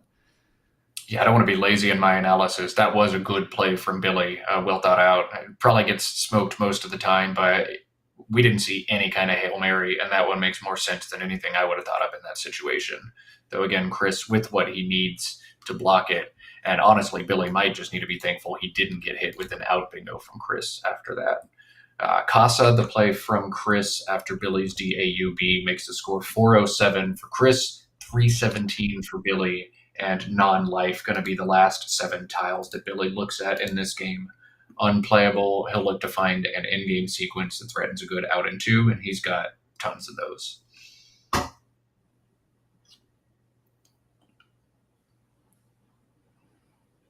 Yeah, and he's only got like a minute and 15 seconds on his clock, so a perfect end game might not happen here. Of course, he doesn't really need a perfect end game. Being down by 90 points, I think the scores haven't been updated yet, but nothing he's going to do is going to win him this one, and just try to find some points where he can find them, I'm sure. Two more games coming for you after this one as the NWL division finishes up its round robin. You see Chris Sykes getting another victory here. He has only lost 2 games. Zach Ansell has only lost 2 games. And Joey Kravchik, depending on the last result, is either at 2 or 3 losses as well. We're going to shift over to Joey Kravchik in the next game. But this is going to be a close race between the 3 horses of Chris Sykes, Joey Kravchik, and Zach Ansell. This division is very much up for grabs. It's all going to be right here on Let's Play Scrabble. If you haven't yet, let's get a thumbs up on this video. There's a lot of us watching today, which is awesome. Let's try to drive up the likes on this video and drive this up YouTube's algorithm. We thank each and every one of you for being here with us today. And hey, if you haven't subscribed to the Let's Play Scrabble channel, smash that sub button. That's what the kids say, right, Charles? Yeah, I'm not really hip with the lingo, but something about smashing and buttons seems to be the phrase that's most commonly in use. So we'll just say it. We don't know what it means, but you gotta smash that like button. Smash every button on the YouTube interface multiple times. Only good things can happen, unless you accidentally hit the unsubscribe. Try not to do that. Yeah, we don't want anybody to unsubscribe today. So if my instructions were unclear, follow Charles's instead. We do want you to subscribe to the channel. All right. Billy plays FE. Let me get my scores updated. I'm a little bit behind here. DEIOR, the final 5 tiles, and he does have 1 outplay available if he wants to put Billy out of his misery. ROADIE. The only way for him to do that. So that should be the best thing for Chris to do. Actually, it's not. Quackle would prefer that he does not go out in this situation. That's cool. Quackle wants him to play NORI right now. Apparently this is way better than going out. I guess Billy has like no plays next turn. Billy's only able to score 8 next turn. And then Chris is going to be able to play DE for a bunch of points here. I guess that's better than Rhodey just because you score so much over your 2 plays. He's got 10.5 sweet minutes to figure this out. Hopefully he does not use all of that time. Of course, players are allowed to use as much time as they want. They're totally within their rights to do so, but in an endgame like this, where we would have 10 minutes to kill talking about absolutely nothing, I guess we hope it goes a little bit quicker than that.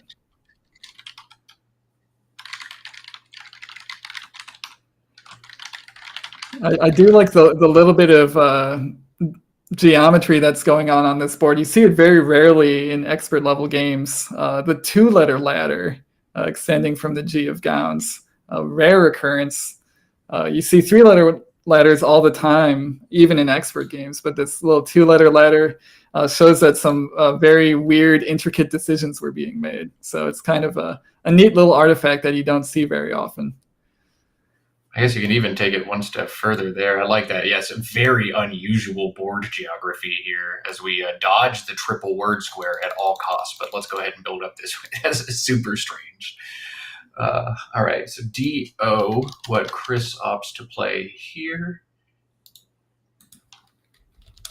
And Billy has to make another play now. But he wasn't even thinking about doing that. Was expecting Rhodey and game over.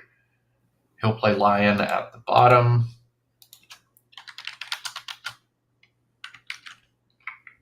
Gives him 350. And then Chris is going to have a number of outs. REI for 11, the highest scoring one for him. Assuming he makes that play, that would make the final score 438 to 350 in favor of Chris Sykes from Canada. And another big win for Chris. This win should put him right at 2,000 rating.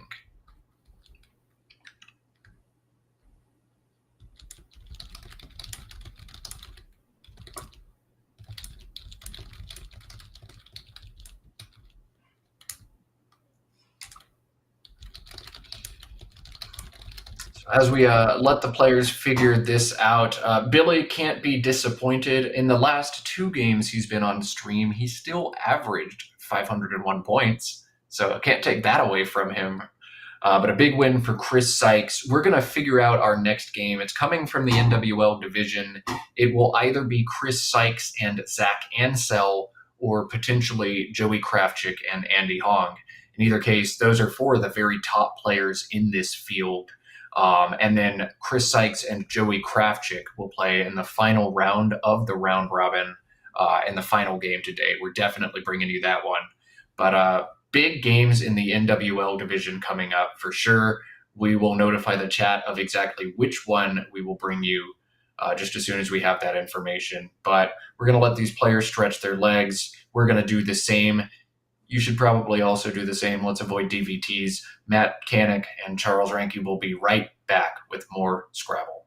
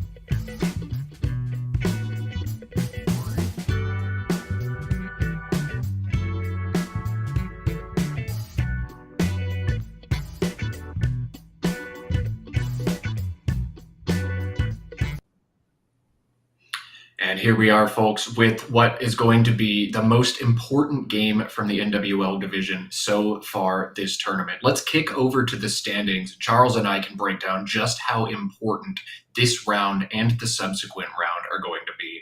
You can see the next game we're going to show you is Chris Sykes and Zach Ansell, 19-2 versus 18-3. And guess what? The game we're going to bring you after that is Chris Sykes and Joey Krafchick. So Chris has been leading this field from beginning to end, now has to pony up and fight the guy in second and the guy in third. Charles, what do you have to say about all this and the magnitude of these games? Yeah, when players are all bunched up like this, you can see the top three have sort of separated themselves from the rest of the field. Games in between those players mean more than ever. If you're sitting at 18-2, 19-2, and then you lose against the two players that you're most likely to upset you in the tournament, all of a sudden your chances go way down. If you win those two games, all of a sudden your chances go way up. So these games mean more than perhaps any other game. Games that Chris has played so far in this tournament. This game is going to mean so much. Let's cut over to the action and get ready with the players. Zach Ansell, Chris Sykes. Zach has been studying words like a machine, studies words all the way up to 15 letters, loves to unscramble things. And again, I've said this before, he's my pick to win the Nationals in the next 5 years. He's been putting so much time and energy into the game. But Chris, we are seeing an absolute rebirth of him as a player. He has been on fire as of late and dominant this tournament. Let's get to it. Let's play Scrabble. Chris Sykes, Zach Ansell. Going to be a great one.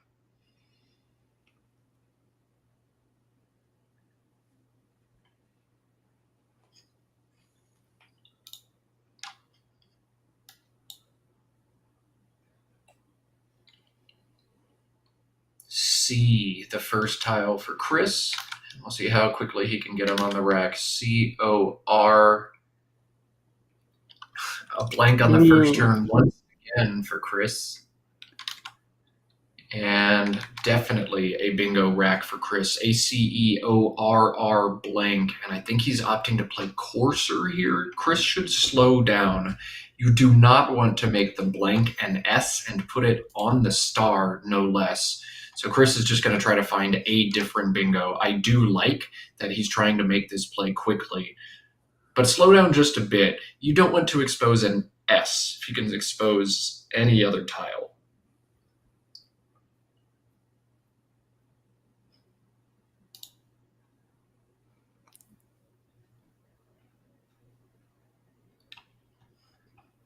But perhaps Chris feels otherwise. It looks like he has designated the blank as an S. Arroses, A-R-R-O-C-E-S, going to be the opening for Chris. And hey, maybe that's what he chooses to do. Maybe he feels offense is what we need to play, especially against a player like Zach. So Chris choosing to keep this board alive and dynamic. Arroses, the opening play, 72-0 in favor of the Canadian. Zach to respond on A-B-C-L-L-M-V. That's not what you want to see in this huge game if you're Zach. He gets a blank bingo on the first turn, and I get Drek. But vocab or vocal, good options for Zach through the O in Arroses. Yeah, I think obviously his tiles are not very good, but he does have a reasonable play here of vocal. He does have it set up. So I think we're going to see it come down in short order. The leave of B, L, M is not actually that bad. With the open A and the open E, you might be able to draw able 8-letter words. Your chances of bingoing aren't 0 next turn. You're scoring decently with vocal. Also thinking about vocab, but I think I prefer keeping the BLM versus the LLM. The downside of vocal is that the triple letters score next to the A of vocal. Very, very easy to hit for Chris. So Zach might be thinking he's kind of half expecting a 30-point counterplay the next turn. I shouldn't say that. It does require, if you choose to do vocab versus vocal, that triple letter score is harder to hit, and that's maybe what Zach was thinking when he made his play.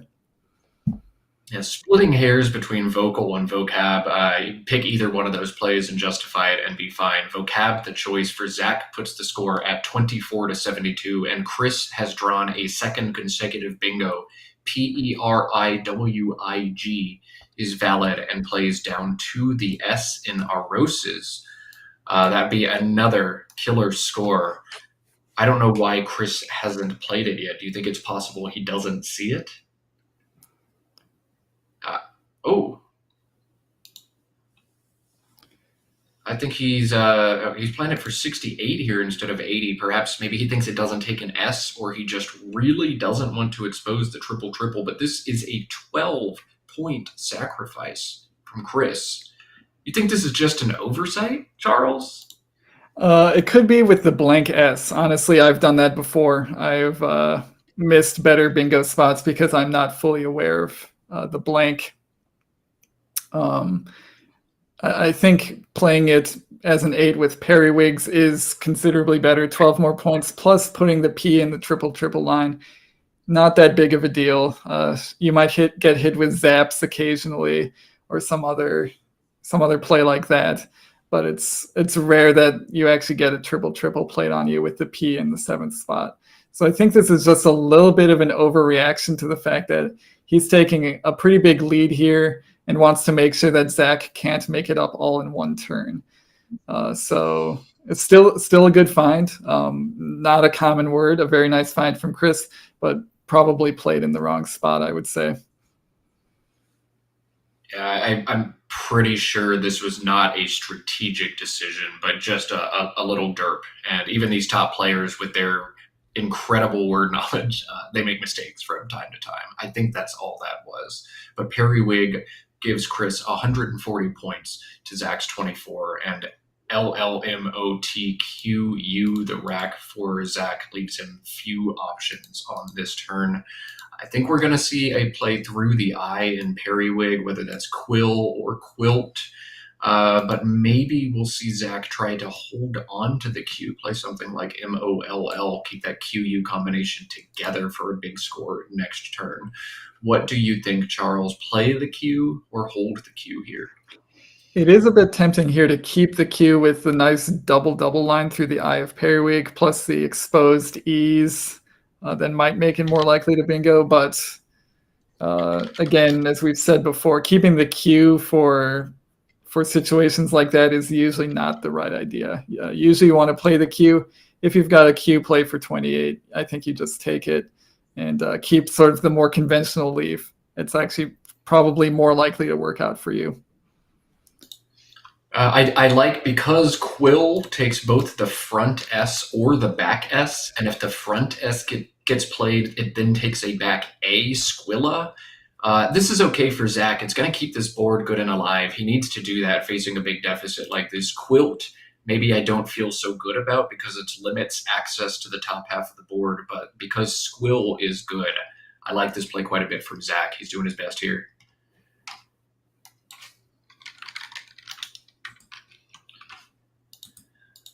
EIMOTXY, the rack for Zach, 52-176, the situation now, but he's got a number of high scoring options. Moiety, MOIETY, is 38 points and holds the X.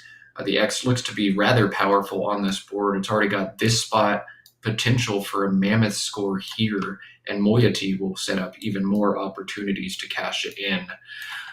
Moiety looks like a really strong play to me, but cashing in XI and QI right now scores a bunch as well. Charles, do you think Moiety holding the X is the way to go here, or do you think Zach needs to shed it ASAP?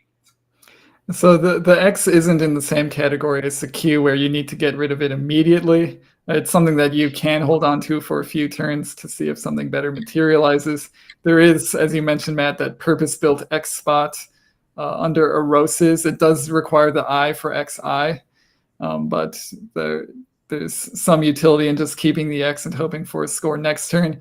If I can score 40 points, I guess this is only 38 points, with Moiety keeping the X for another good score next turn, I'm probably going to do it, especially when I'm behind. So I think Zach briefly had Moiety set up. he was thinking about it. Now he's perhaps changing tack and going for Oxy, and changing tack again and going back for moiety, which I think is the right play. Yeah, he set up Oxy, gave it a good long look, and I understand the merits there. EIMT with floating R's and S's available to bingo with. Bingo's a lot, but moiety, I think, definitely the correct call there. You don't want to get caught up. You do want to score a lot of points right now. So moiety the play for Zach, 90 to 176. And Chris has an opportunity to flex on us all. I've been so complimentary of his play all tournament, and very deservedly so. Can he find the best play in this situation? Can he solve this puzzle? It will take some creativity for sure. Yeah, I feel bad that I'm actually quackling alongside you, Matt, because now I've spoiled it for myself. I would have enjoyed the challenge. But for viewers out there trying to figure it out, yes, this is a challenging find. Very few players, I think, would find this play on a consistent basis. And so I would be very impressed if Chris comes up with Toquilla. We'll just pronounce it phonetically, not knowing otherwise how it's pronounced. It is from South America, so I'm going to guess that is Toquilla, though I'm not 100% certain of that. Toquilla, 34 points, holds ANOY. That's an awesome play from Chris. Now, it might not even be the best strategic play right now because, again, it's pretty hard to get to the top half of this board. But with squill being a word, it has to be right if you see it. It's just so hard to see. You never know what puzzles the game of Scrabble is going to get you. You never know which turn is the turn that has the sick option. But the players who are able to kick it into that gear and find the cool thing when it exists, those are the players who are the cream of the crop in this game.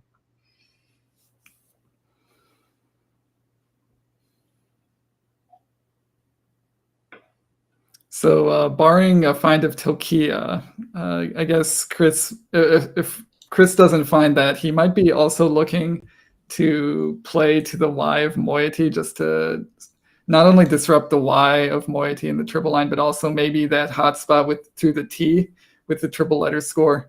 Doesn't want to see a big Z or J play get played there. Unfortunately, the most straightforward play he can play there is something like Atney, which actually doesn't really stop the J bombs. They actually just make the J bombs worse. So I would be looking there, but if my best option there was Atney, I probably wouldn't play there. I probably would try to find something else. If you've got a Y in a triple-triple, why not put another Y in a triple-triple and play Atney over there right next to moiety? Without seeing Toquilla, and even with Toquilla, this is a hard turn for Chris. Just trying to figure out how to adjust his heuristics based on the lead. These can be really challenging decisions to make here, and Chris decides to keep scoring pressure on. This is 26 points, the highest scoring non-Toquilla option that generated on the choices. So that's a play Chris opts to make. That'll make the score 202 to 90 in his favor. Zach, ADEFNTX, will be gifted a big play after Chris exposes this M. ANNEX, now available to Zach for 56 points. I think you have to play this here, right, Charles? Yeah, too many points to pass up.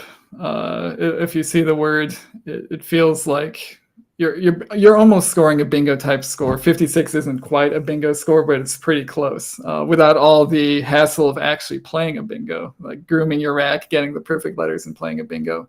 Playing something like Annex sort of saves you all that work. We see Zach setting up Fax. Actually trying to figure out where this go. I guess he's playing Faxed through the E of moiety.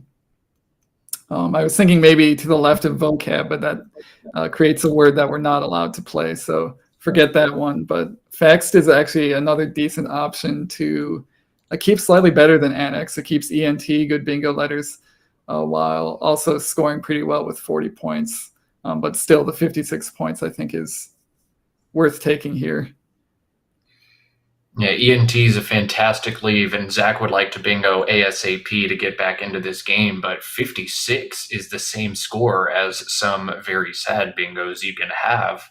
I think you just play Annex in this situation. A simulation has Annex 8 points above any other option and doesn't even have Faxed as option number 2, but actually Dexy in this spot here, DEXY. So Zach, I think, has come to the same conclusion as us. He's got Annex set back up and going to make sure that there's no better option. But I suspect Zach is going to make the right decision here and play Annex.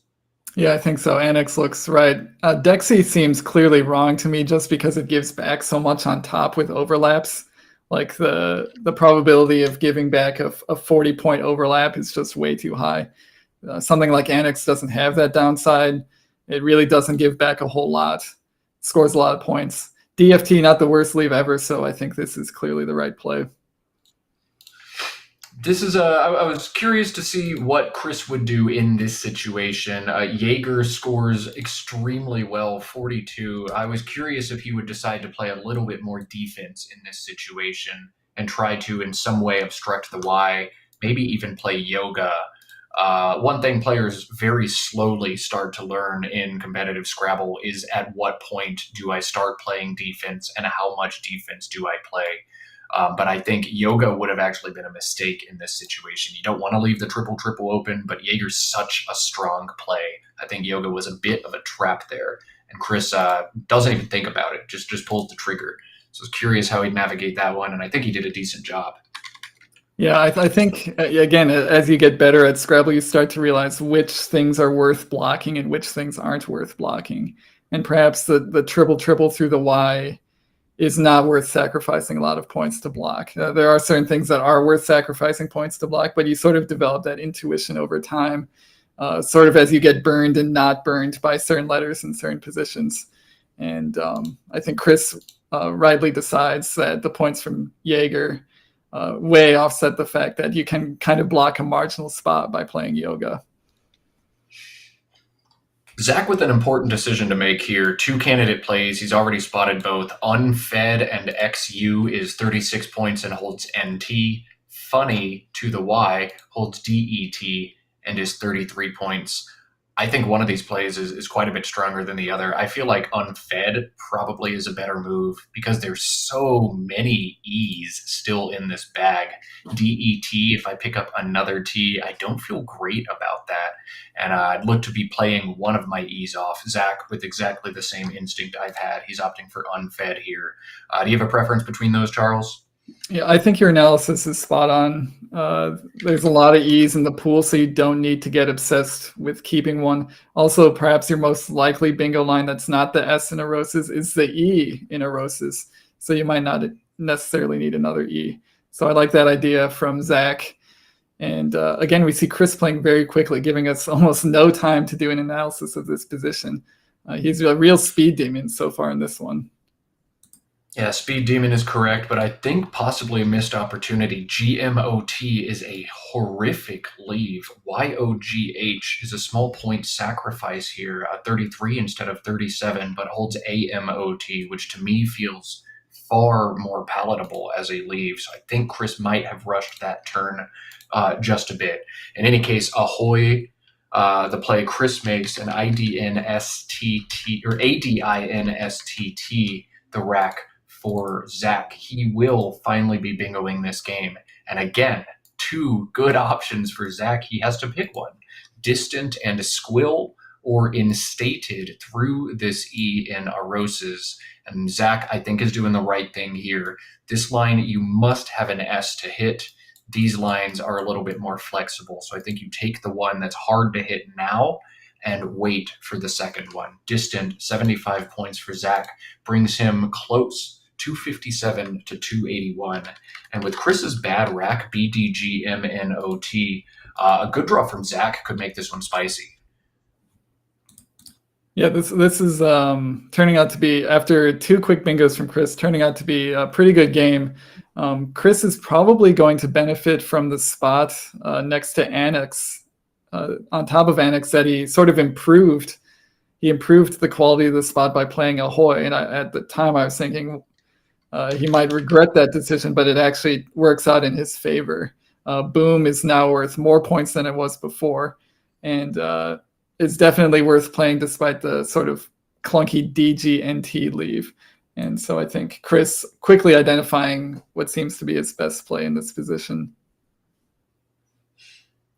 So boom goes the dynamite for Chris, mammoth points. And once again, he's been so good in the trenches on these intermediate turns, finding the best play, finding it quickly, saving his clock so he can figure out the harder situations. And once again, that precision we've come to expect from Chris Sykes over the few games he's been on stream on display again. Man, this guy's getting good.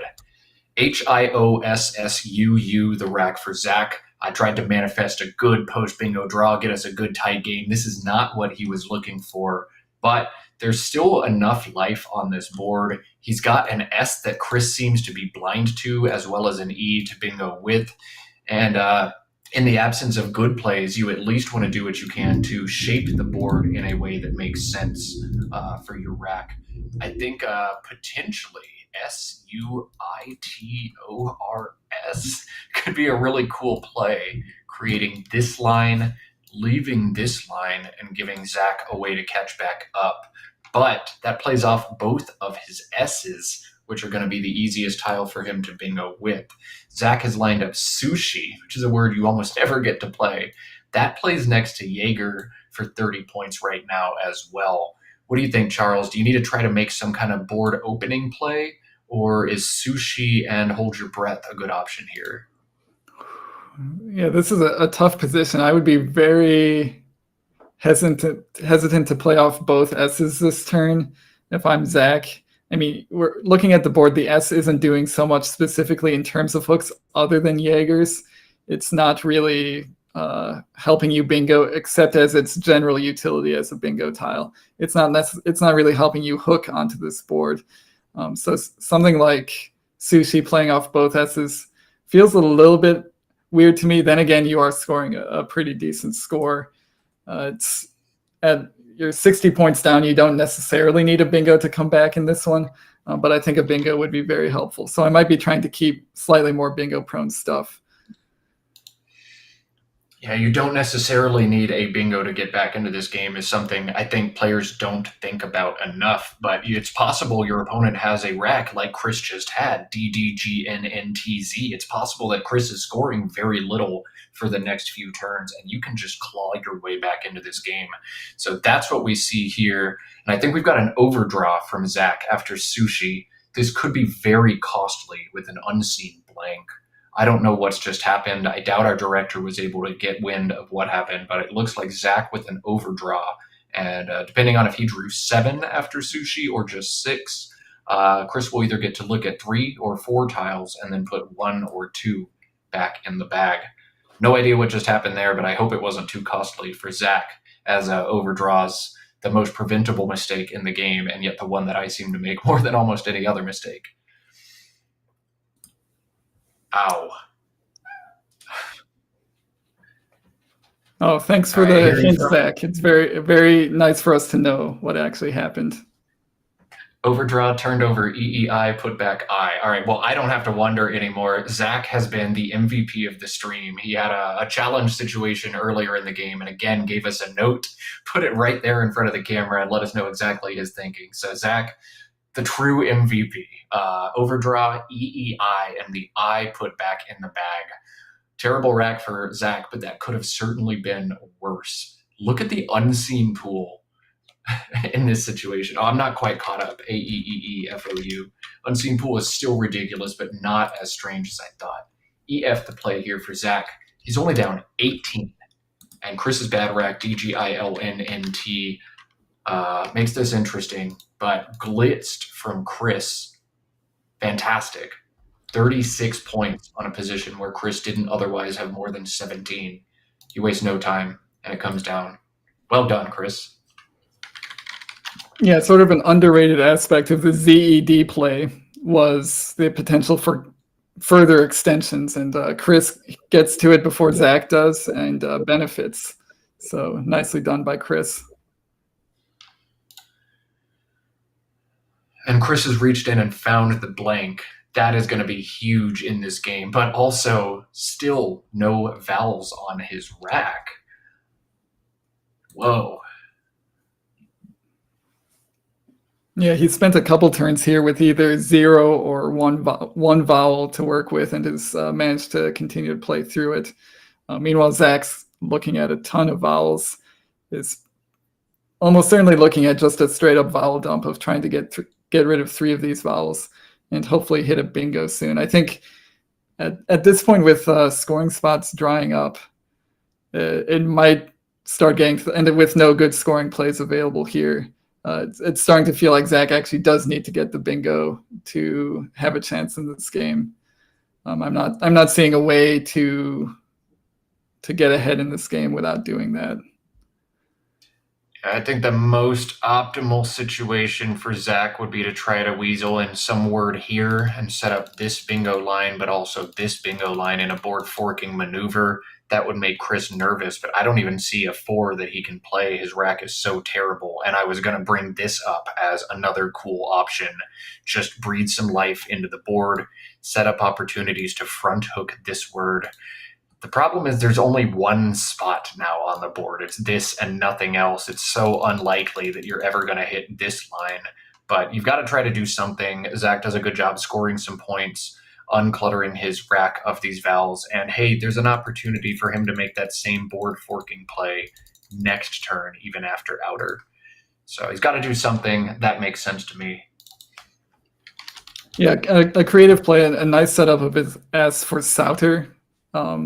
A major downside is plays to the triple word score for Chris if he even has one vowel. Might be so much that even when you bingo, it's not going to be enough. Zach dodges the bullet, though. Chris has no vowels, despite what the pool looks like. Pool very, very, very vowel heavy, but Chris somehow has none of them. Has to do a blocking play like trad, just to prevent easy stuff, either to the triple, hooking the O of outer, or just something involving Souter. So I think a necessary play from Chris. Not ideal, but he's still got a good lead here. Yeah, Zach running out of opportunity in this game, and there's maybe something like RAGI to try to get 2 separate quarters open and hit something in this spot or this spot. But Ragi only scores 5 points, and even if you hit the bingo in both spots, I don't think you're going to outrun because you've scored so little this turn setting it up. There's not many paths I'm seeing back into this game for Zach now. Anything jumping out to you right away, Charles? Well, the nice thing about doing something with powder is it actually does set up spouter. So there maybe is a little bit of life here if he just plays off PI or PIA. He is giving himself a bingo spot. It is, possible to block it with a play through the eye of PI, but it takes some care and consideration from Chris to make sure he's not giving anything else back. So I think this is a good attempt from Zach to still try to get a bingo on this close board.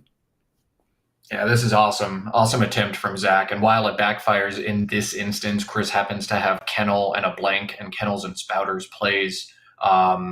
That's a great job of taking a sticky situation, just trying to give yourself a couple more shots. I think the other nice thing about this is potentially you also draw the sneaky TION bingo in this situation.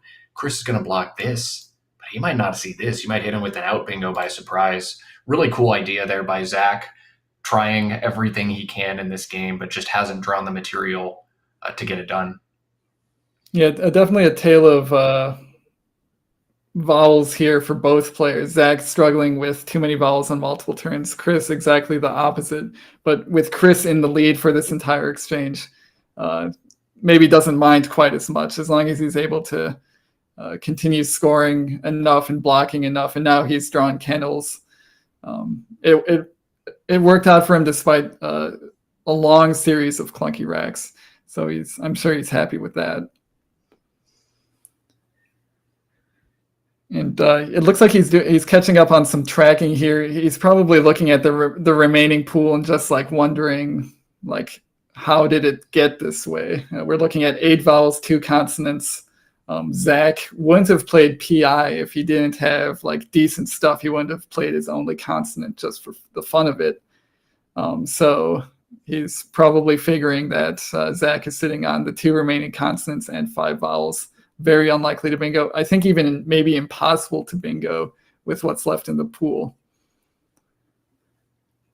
Yeah, I sincerely doubt there's any way to bingo with those tiles available. There aren't the right consonants floating around to do anything dangerous at all. But I know my gut, when I start going through my tracking, I do the vowels first and I see A, E, E, I, O. I'm like, oh, I mistracked. There's way too many unseens. And then when you get down to the consonants and there's just RS unseen, that's a little bit wild.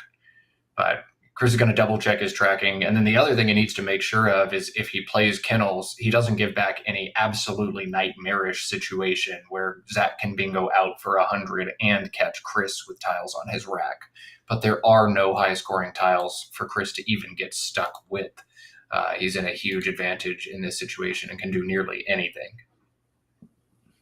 Yeah, I mean, he wouldn't even necessarily need to play his bingo, and I think he wins this one easily. It's just with spread possibly being in consideration as we're sort of heading into the last couple games of this tournament, he would like to catch more spread where he can. And that would involve playing his bingo.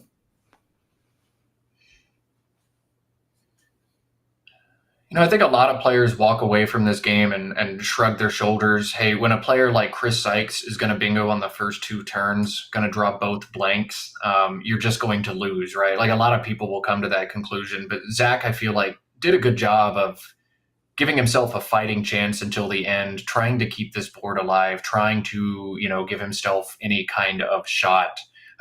Credit to him for trying. This is a game that I think a lot of players in his situation just roll over and lose by 200, and he kept fighting the whole way through, found those S's, gave himself a shot for a little bit. Yeah, kudos to Zach. I think he's still got that youthful vigor in him. It hasn't been beaten down out of him by decades of unfair tile draws and bad losses and things like that. He's still got that energy to keep on fighting even when things like Erosis and Periwig in short order make the game seem kind of out of reach really quickly. So kudos to Zach, and hopefully he never loses that fighting spirit. Retains that youthful vigor forever.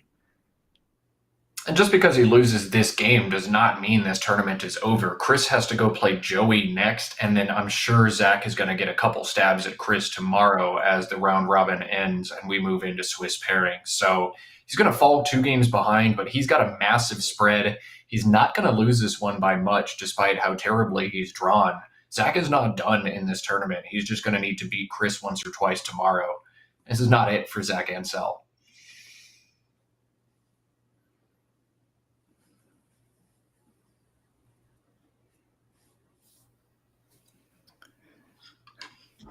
Chris is being very careful here. I'm kind of just starting to hope that he plays his bingo soon. Seems like he's double and triple checking something or other, but feels like just playing the bingo should be the play. I can only speculate what he's thinking about. Track situation here.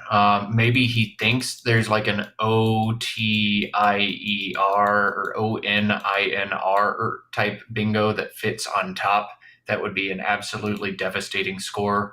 Of course, if he knows these are the unseen tiles, that's impossible. But if he hasn't tracked correctly or he's missed a turn somewhere in here, it's a little bit harder to pull the trigger on, just because a word like snowier would legitimately be 110 points or something like that.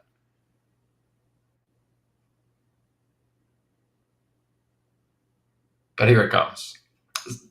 Zach's got to be just a little tilted. What do you mean 6 minutes and then kennels? Okay.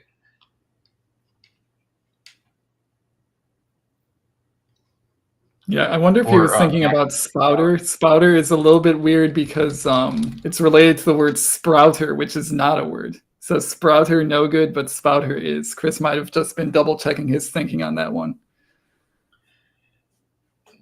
Zach, I think this might be a challenge, or it might just be double checking the score for the players. I mean, Zach has to feel like I'm 100% losing if this is good. But if he looks at his tracking and realizes, oh, there's 3 more vowels in the bag, even if I knock this off, there's nothing I can do. Like, I'm not sure, but Zach has nothing to gain from challenging, but also nothing to lose from challenging in this situation. I'm not sure if this is a challenge or a score check, but they're not getting up. Guess we're just checking scores.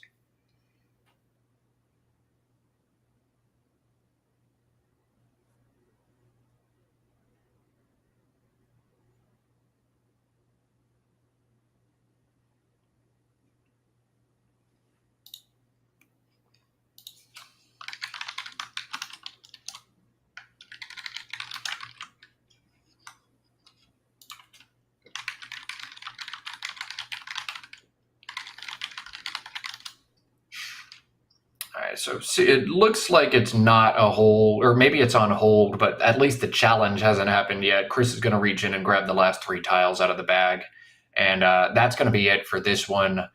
Bingo bango on the first 2 turns, and then pulling the second blank and hitting a third bingo late. Chris Sykes is going to move up to 20-2.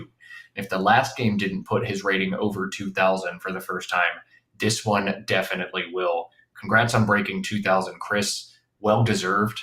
I know he puts a lot of time into this game, plays a lot, loves to do it, and this is a direct result of all the preparation.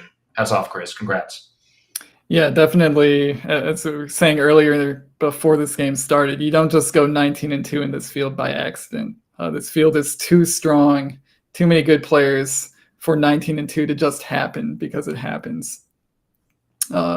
Chris has obviously improved a lot in the past couple of years, and all that improvement is paying off right now. He's right in the thick of things as we get into the last couple of games of this tournament.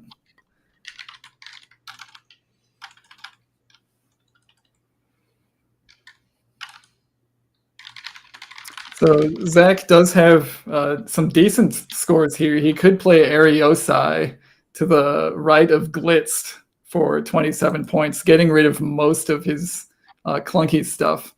Arise, just a couple points worse. I guess it is blocking a key for Chris to go out. So maybe this actually does come out ahead. So Zach does score a few points here at the end of this game, but it's all academic, as it looks like Chris is going to go out and this game's going to be over. Ironically, the best end game was playing Ariosai, because Chris's best out is actually EASE through the S that Chris has not noticed the entire game. But a fitting end to a fitting game. ALEE, the outplay for Chris, is going to give him 10 additional points. Grabbing the points from that Zach's rack, it makes it 467 to 372. It looks like they're talking about powder, spouter. Zach's asking, did it take you 6 minutes to play this because you weren't 100% sure? But spouter, one of 6 valid words in that 7-letter combination. It's always hard to remember, A, how many are in this set, and B, what are they? So I can see a little hesitation from Chris. It makes a lot of sense. We already have players for our final game of the day. That game is going to be Chris Sykes, who we know is done, versus Joey Kravchik, who is always done 9 minutes into his games because he is extremely fast most of the time. So we're going to have a very quick break. We'll let Chris take as much time as he wants, but we don't expect a fast turnaround before bringing you our last game of the day. I got to step up on the soapbox and do it since we're between games once again. But make sure we hit the subscribe bell next to Let's Play Scrabble if we haven't already done this yet. Let's Play Scrabble, there's just a bunch of Scrabble on this channel. What's not to like? No reason not to hit that subscribe button. Let's make sure we get some thumbs ups on these streams as well. And thanks for tuning in, hanging out with us, everybody. We've appreciated having you all weekend, and we look forward to seeing more of you tomorrow as we wrap up the Albany July 4th tournament. I think we're going to cut to just no, we're not going to cut to a break. That's what I said. We're just going to hang right on through and go to the last game. Actually, seeing the players are not situated yet, we want to honor Chris and give him as much time as he wants. So when Chris comes back, we'll come back and we'll bring you the last game. Don't turn it off. This is going to be the most important game. Chris Sykes at 20-2. Joey Kravchik was 18-3 coming into last round. Super important game. Don't go anywhere. We'll be right back.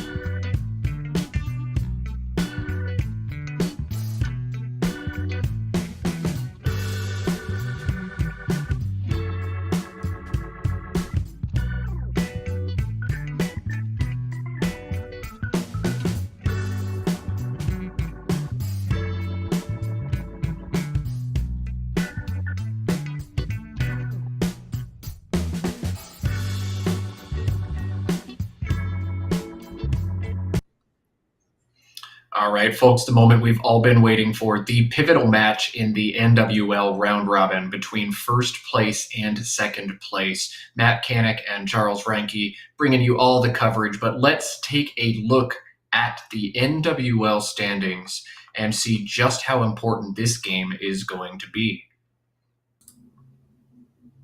Chris Sykes with the win over Zach Ansell at 20-2.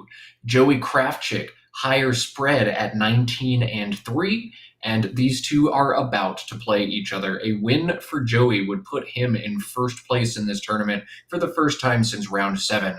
A win for Chris would give him a 2-game cushion on the field with 4 games to go. An absolutely killer game for both of these. Let's cut over to the board and give you a little preview. Joey Krafchick, Chris Sykes. Chris has shown us a level of precision consistently across this tournament. Joey has shown us a level of precision for years. And we'll see both of these guys put their skills on display, but I think this is going to be an awesome game for us. Let's play Scrabble. Let's get them drawing tiles. Charles, have you seen Joey play recently? Actually, I don't think I have. I'm not sure if this is a reference to anything, but I actually have not looked at his results recently, if he has any notable ones. So you'll have to fill me in, Matt. He's stepped away for a little bit. Joey, a player who frequently retires and unretires from the game, as he has the same love-hate relationship with it that so many of us do, but just now stepping back into it. And he's been studying a lot of words and has let me know that he's trying to rebrand himself as a player from a fast and aggressive in-your-face player to more of a defensive, grind-it-out, close-the-board kind of player. Joey learned a lot from the late David Gibson as an expert, as they're both from the Southeast U.S., and Joey's trying to rebrand his game of Scrabble to be a little bit more Gibson-esque. David Gibson, of course, a master of tight, closed boards and an absolute legend of Scrabble. So Joey's trying to be a little bit more defensive. We'll see if he's able to back that claim up with his play. ANOSUU blank is Joey's first draw, and he will bingo 2 available 7s in this rack for Joey. He surely will spot them. They're anagrams of each other, Uranus or Anurus, and they'll both play for 64 points.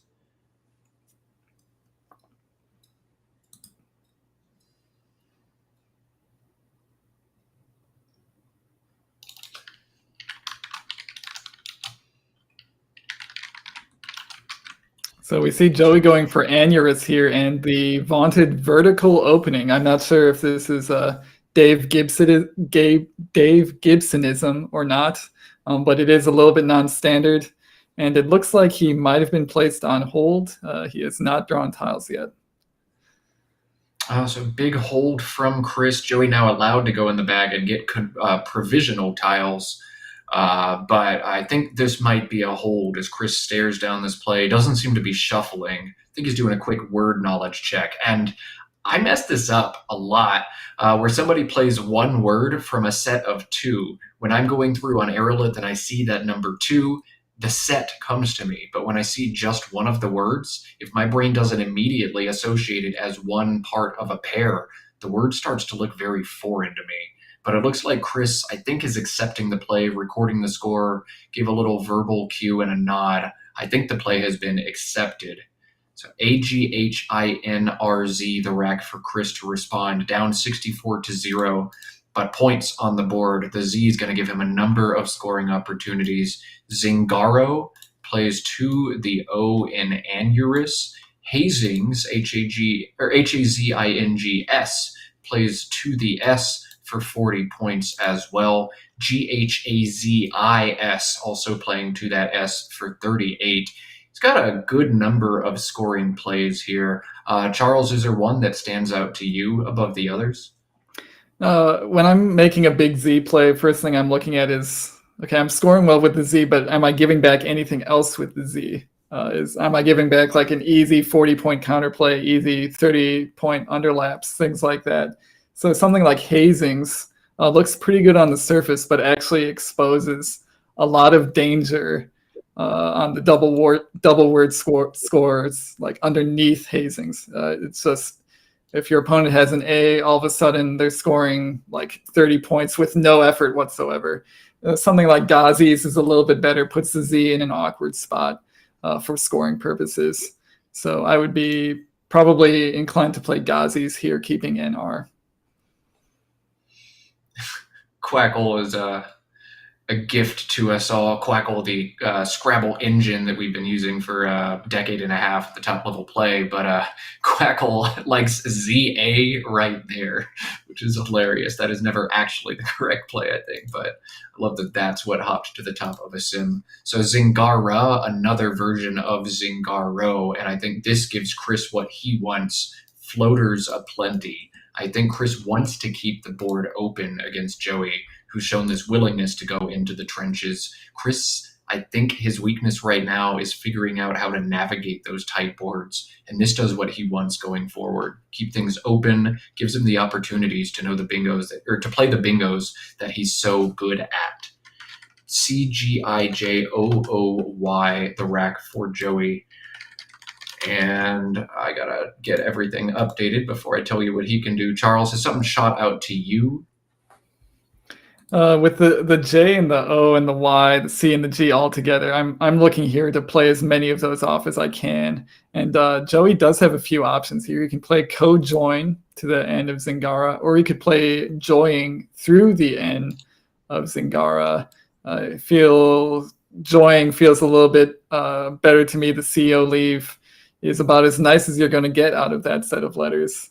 In fact, if I was going to pick 2 tiles out of those 7 to make the best 2-tile leave, I think CO would be maybe the second or third best one I could pick out. So scoring pretty decently with joying and keeping about as good as you can keep. I feel like that's a very strong play, and I think Joey agrees with me. He is got it set up and is thinking about it.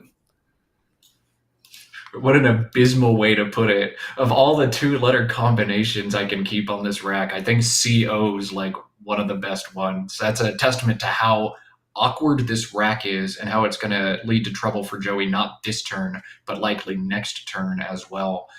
Joey going a little unconventional here. He's opting to play Gojis down at the bottom of the board instead. COY has some good scoring synergy, but Joey's left several points on the table with Gojis. An interesting decision from Joey, but maybe he's trying to get that defensive game he wants, trying to stop us from getting out to the right side of this board. What do you think about Gojis, Charles? Yeah, that one's a bit hard to figure out. I think that one sacrifices a lot of equity. You're keeping COI versus just CO. You're a lot less likely to bingo after Gojis, and you're scoring fewer points. And I don't see any specific utility why you would be keeping the Y here, but I'm sure Joey has his reasons, and they might be primarily because of defense. Yeah, I think defense, the reason Joey opting to make that play, but he left substantial equity on the table in choosing to do so. We'll see if it pays off for him. 39-90, the advantage in Joey's favor. Chris looks like he might want to play hijab here. No, he's going to opt for BAH instead. Hijab plays through the J and Gojis, but sets up a big S hook that Chris does not have. Ba does a fantastic job of scoring, but GUI blank, the leave for Chris. This could get ugly fast, but he could also bingo next turn. A very volatile leave for Chris. And let's see, BEEGIU blank. He's going to have Beguine or probably other bingos as well. Chris in good shape after that draw. CEEINOY, the rack for Joey. Coney plays in different spots. CONEY here. CONEY here. Both considerable options for Joey. Coney for 28 in this spot, for 33 in this spot. Charles, which of those do you like as Joey plays the lower scoring option? Yeah, I like this positioning just to avoid the C and the triple line. Chris just played short. He doesn't necessarily have good stuff, but you might have him pegged for slightly better than average leaves.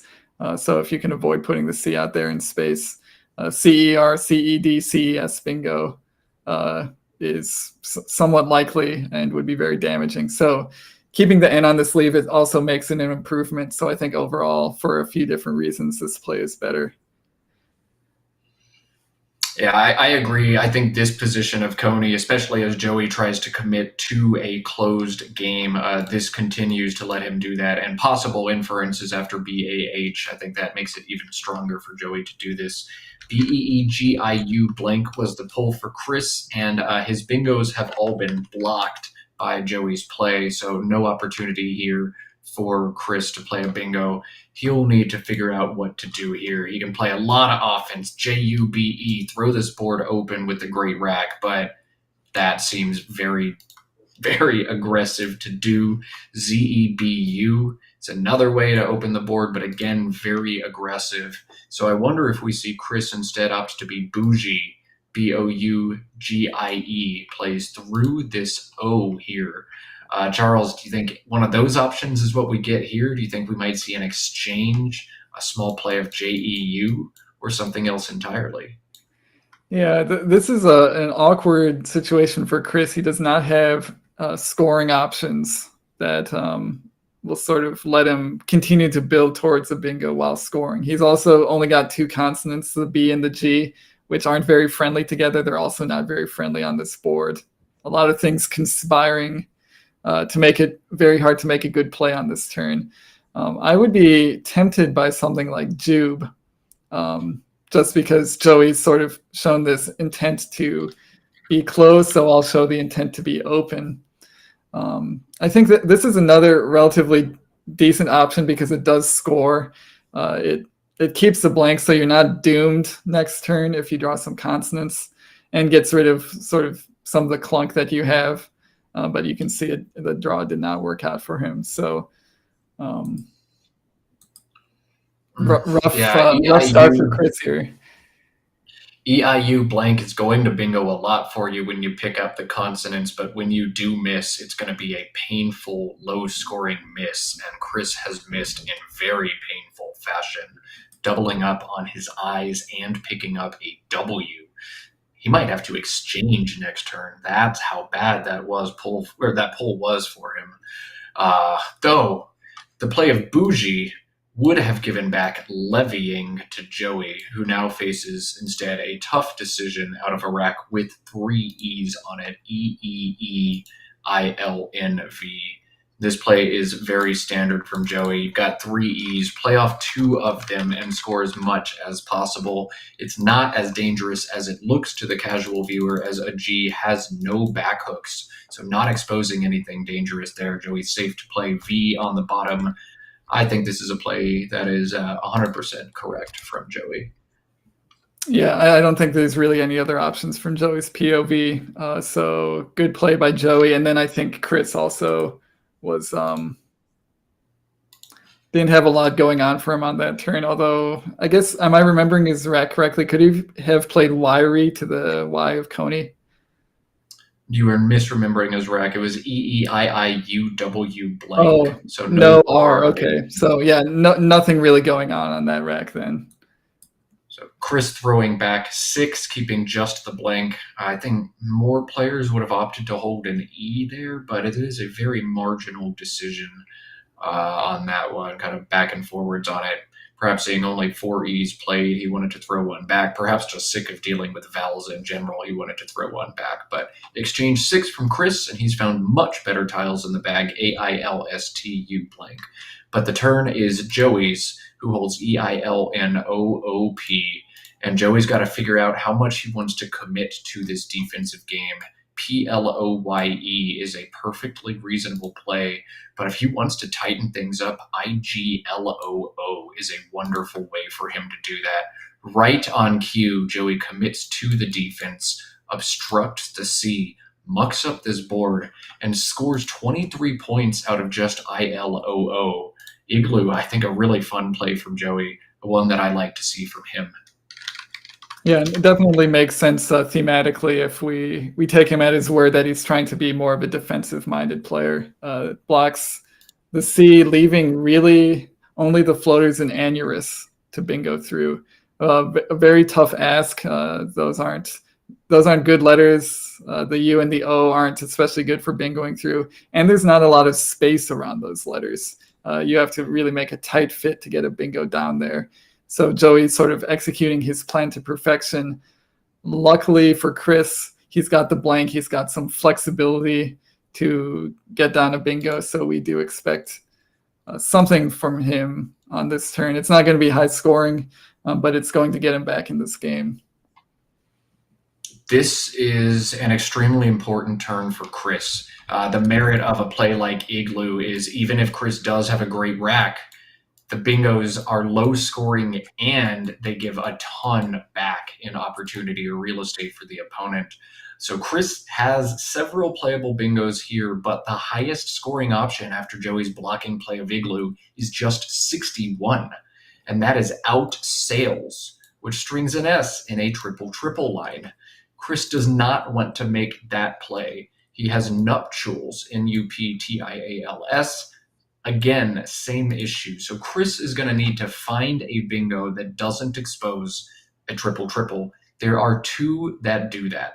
One of them requires a lot of word finding and cleverness. That one is out rivals as the 9-letter bingo through the O, through a blank R.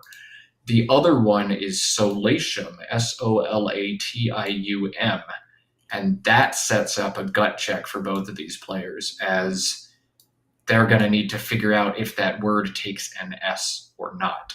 I'm fortunate that I'm in the commentary booth. I can look it up. Solatium does not take an S, but the decision made here by Chris is going to be a major one, setting up a volatile hook that he may or may not know, opening a triple, or the only way to avoid doing either one of those things is finding the tricky 9-letter bingo. Big turn for Chris.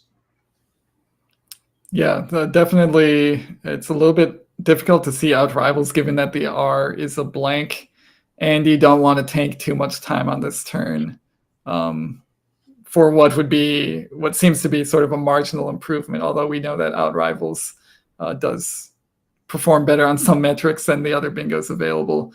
The other thing to note about solatium possibly taking an S or not is both players definitely know the word solatia. They know that's a valid plural of solatium. That might mean that they would be less likely to think it takes an S. Then again, some of those like Latin words inexplicably take S's when they pluralize in other ways. So maybe not too much of a help there. It could be a little bit random. We do see Chris going for solatium. It'd be interesting to find out from one or both players how sure they are of the S hook or the lack of an S hook. Yeah, Joey has been doing a lot of studying, but these are really tricky to know. Solatium, a rather high probability bingo, and as Charles said, it pluralizes to solatia, but does it also take the S? How certain are both of these players that it does not take an S? This is going to be very spicy, and particularly in the double challenge land that NWL is. We'll see how this comes into play, but the bingo brings Chris to within 12 points, 162 to 150. Joey threatens a lot of points as his AEE NPTX rack gives him a lot of options. I'm curious to see how Joey plays this one. XP8 EXPIATE is 48 points right now, but shifts away from what Joey's been trying to do all game in shutting this board down. He has other options. AX, I think, commits to his game plan just a little bit more of keeping things shut down and tight. I bet that's what Joey does, but Joey has to be very sure that solatiums is not a word to continue trying to play defense here. This is going to be spicy.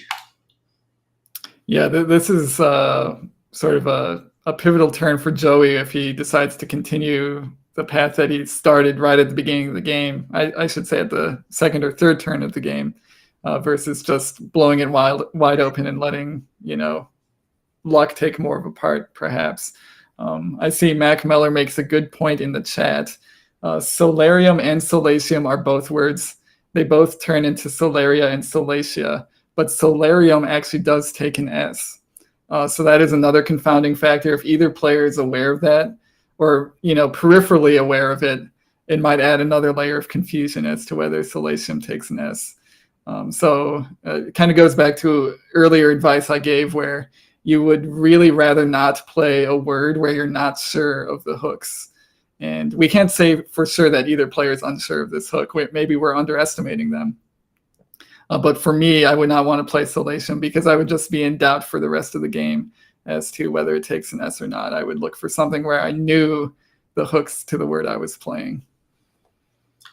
If I'm not 100% sure that Solatium's is invalid, I need to play Expiate here if I'm Joey.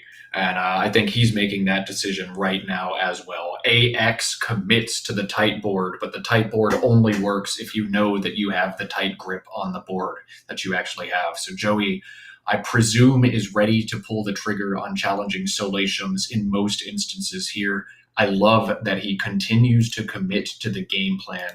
And I think this is exactly how you need to play a player like Chris Sykes, who knows so many words and can be so dangerous when given the opportunity, but perhaps still a little bit green on the tight boards. Yeah, I like this play from Joey. And yeah, I think I agree with you, Matt. This seems to indicate that he does not think Solatium takes an S. And we'll see if it ever comes down or is worth considering at any point. But Chris comes back with a very nice play, 40 points of worthy, sort of disrupting Joey's plans a little bit. Now that W is just hanging out there, creating bingo lines for Chris to hit later. So nice play by Chris. Yeah, Joey can't be excited to see this, given how hard he's tried to shut this board down. He can't be excited to see that it is open, but also that his narrow lead is almost entirely evaporated. A great score on Worthy, 40 points, and Chris is now down just 8.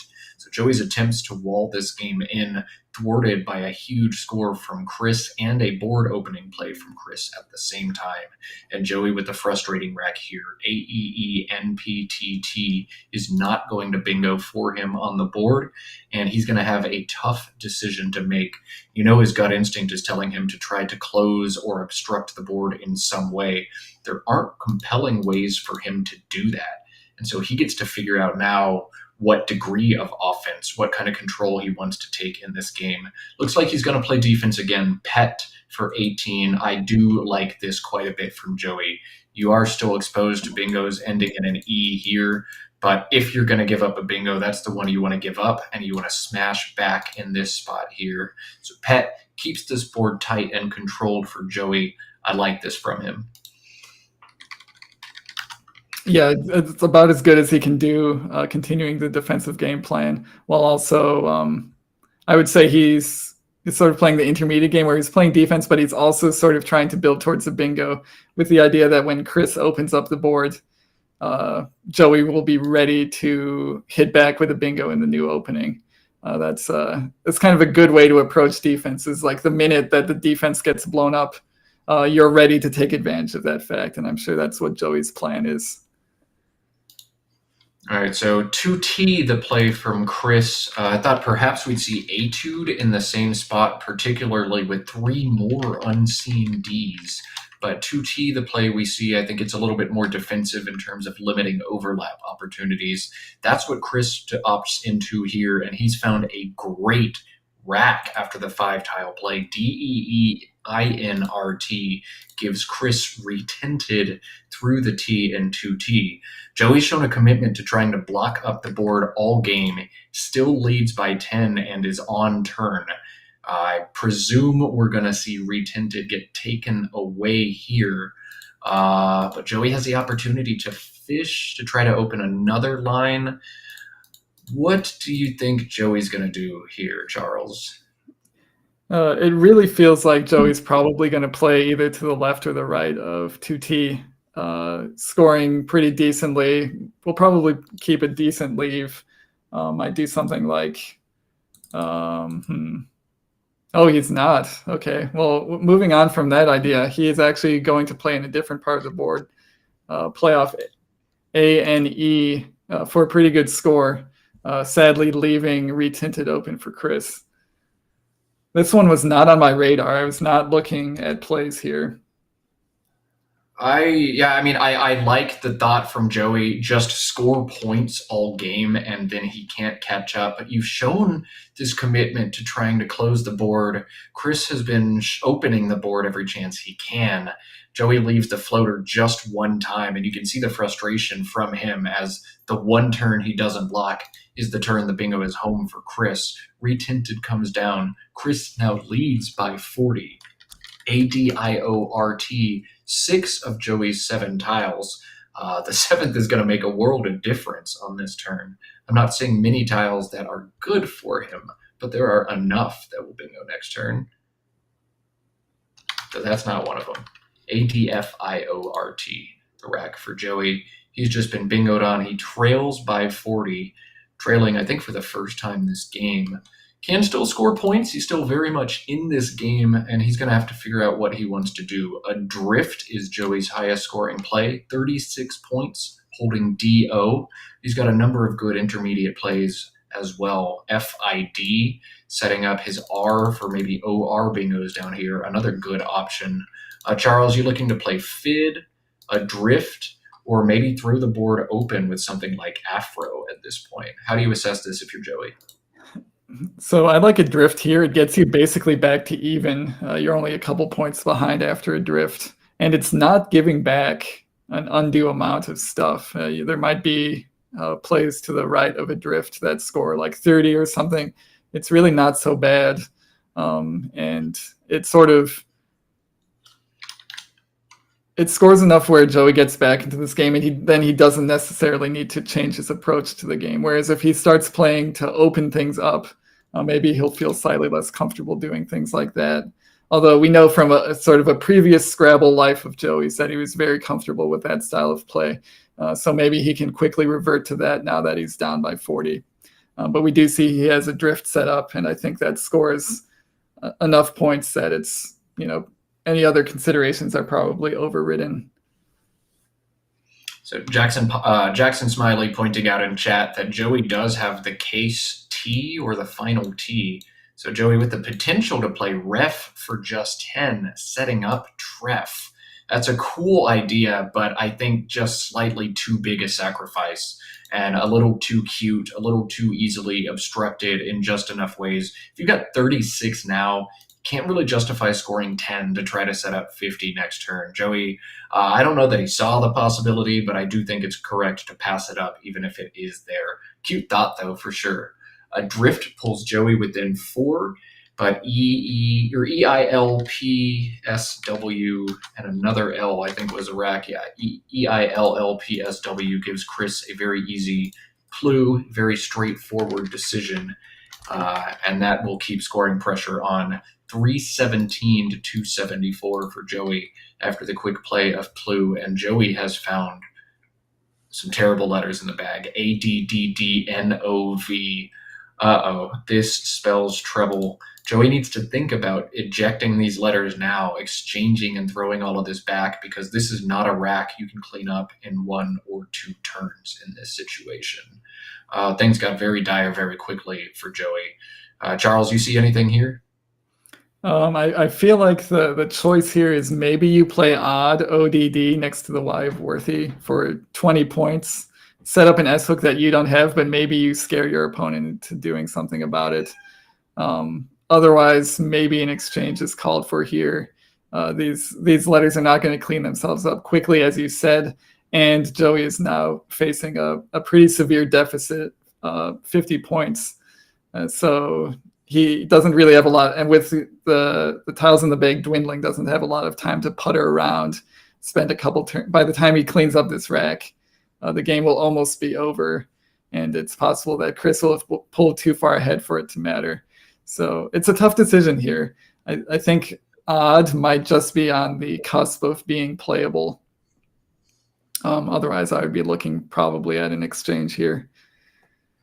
Yeah, I think maybe 2 paths to victory. One is exchange and pray. The other is odd and just hope, pray that you draw the S before Chris does. Now we see that it's already on Chris's rack, but that's a path to victory Joey could see here. I bet Joey's also thinking about potentially winning this game without bingoing. If he can figure out a cool cue stick situation, it's possible. But 2 major spots to play the cue with 3 unseen eyes makes a cue stick very difficult for Joey in this situation. So I don't think we're going to see him try to obstruct this spot and make a cue stick happen. It would be a path if there weren't 2 spots. And Chris has the cue, he has the eye, and he's got 66 or 64 points waiting in tow. So a few major draws from Chris in a row, and I think we're going to see Chris take this one from Joey. Yeah, assuming that Chi stays available and that Joey doesn't draw like a miracle bingo that we don't anticipate, it feels very dire for Joey at this point. He is spending some time thinking about it. There really aren't that many candidate plays that I think are worth playing here.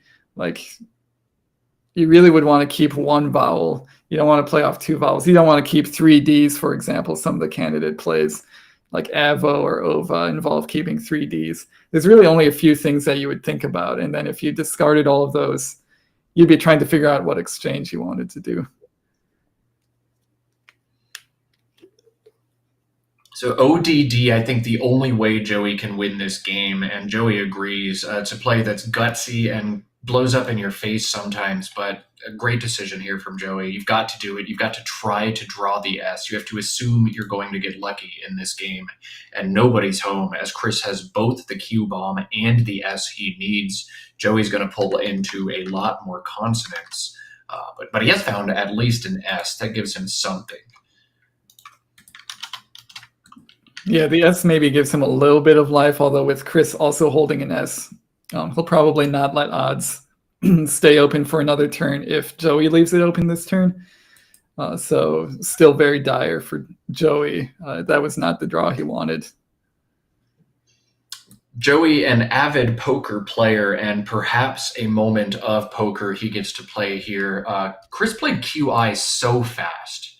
And after Joey plays ODD, if Chris sees 2 unseen S's, I think you at least pause for a second to think about it. So I think Joey can make an inference just based off the speed with which Chris played that.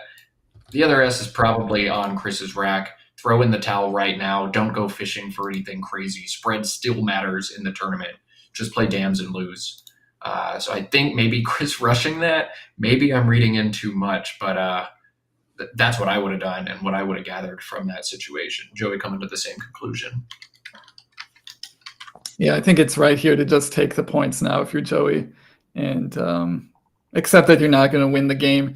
That's sort of, we don't want to say that Joey's plan backfired because it's hard to say what he did earlier in the game is necessarily, affecting what happens later in the game, but all his defensive mindset at the early part of the game ensured that he didn't have a place to make a comeback once he fell behind after retinted and Plu.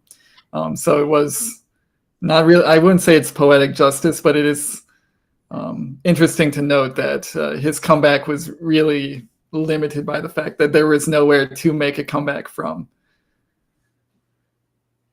How about Chris Sykes, man? He's led this field beginning to end, and now at the end of the gauntlet, Zach Ansell and Joey Krafchick on stream.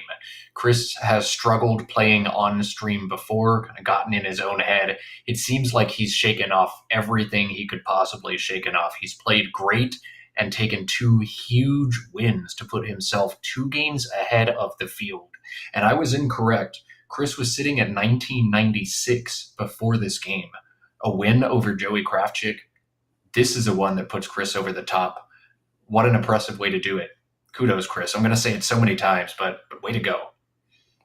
Yeah, hitting 2,000. I mean, no guarantee that he stays at 2,000. Ratings aren't calculated until the end of the tournament, but even sniffing it is a great achievement. That's basically the number that most expert players are either striving for or they're wistful about it. They wish that they had that 2,000 next to their name. So if Chris is able to add himself to that list, I'm sure he'll relish it and I'm sure he'll deserve it.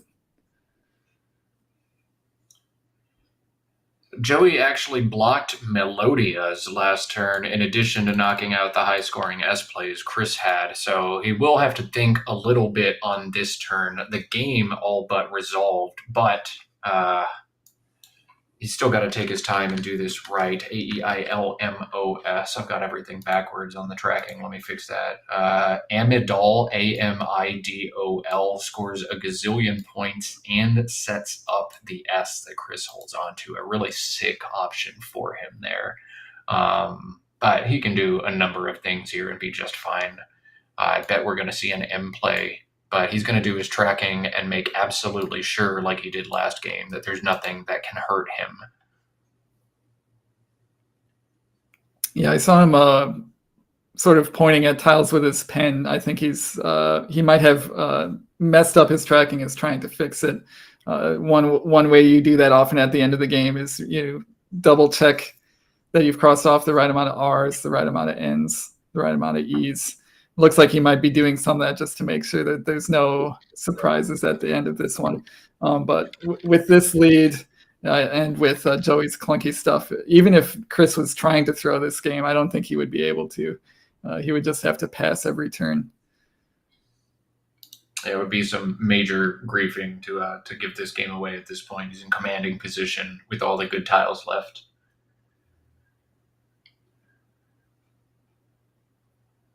I feel for Joey here. The turn of a kneel is one of those turns that's just going to go back and haunt Joey. You know, the turn that 2T got exposed, the one turn he chooses not to block in a game where he's blocked every other move. And that's the turn you get hit by retinted. That's the turn that turns the tide in this game.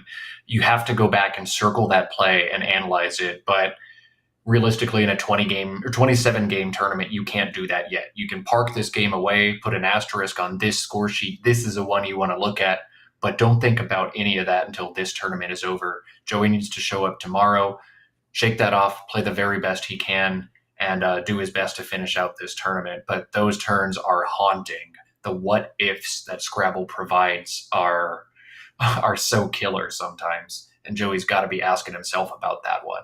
I don't know the right answer there. I don't know that there is a right answer there, but it feels really bad. The one turn you don't block, that's when the game clinching bingo comes down. Yeah, and I think we saw it in Joey's expression when retinted came down. I'm sure he was aware of the danger of leaving that T open, but thought he would be able to get rid of it. Maybe it read into Chris's rack that he's keeping 2 marginal tiles and drawing 5 random ones will never bingo. But it just kind of didn't work out for him, and you could see he was a little bit peeved at the way things turned out. Can't really blame him. It was a tough turn there. A tough turn and a tough game, but I do see a lot of signs to be optimistic about in Joey's game, and the way he was able to mostly control this board and avoid falling into some common equity traps. Definitely, again, highlights the growth he's had as a player, but not the result he was looking for. Even with a blank bingo on the first turn, Joey unable to knock off Chris Sykes, as almost nobody has been able to do this tournament. Chris Sykes going to progress to 21-2 through 23 games in Albany. That's incredible. Yeah, and I wonder, is Joey V stuck in this position? The only spot I see is Vin on top of Chi. If Chris wanted to twist the screws a little bit, he could maybe get some more points out of Joey just by slow playing him, unless I'm missing something here. Yeah, Joey made a blunder. He needed to play FAV last turn to avoid the V-stick situation. And for those kind of unfamiliar with Scrabble, this is not by any means bad sportsmanship. Everybody knows the importance of spread, especially when you're near the top of a tight tournament like this. Chris should take the time, figure this out, realize Joey can't put that V anywhere except here, and block Joey from doing that. Chris can, should, and probably will take his time here and milk points out of this end game.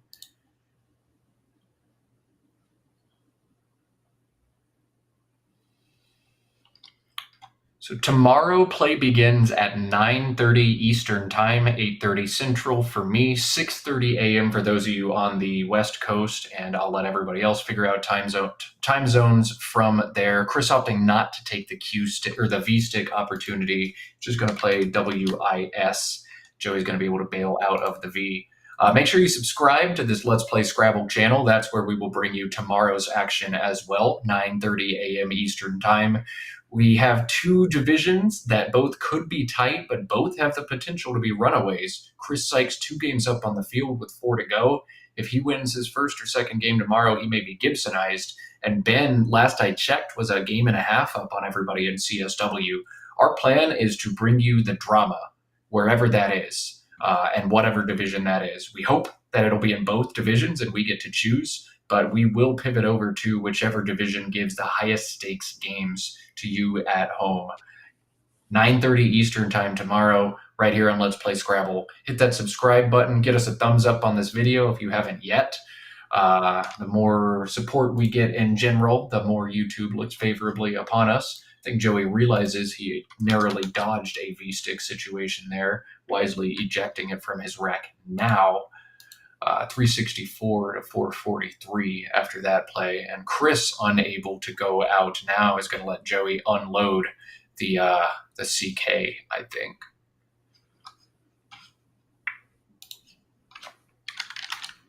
Yeah, Joey with 2 places to play CK, YOCK or ICK. So Chris bungling a lot of spread.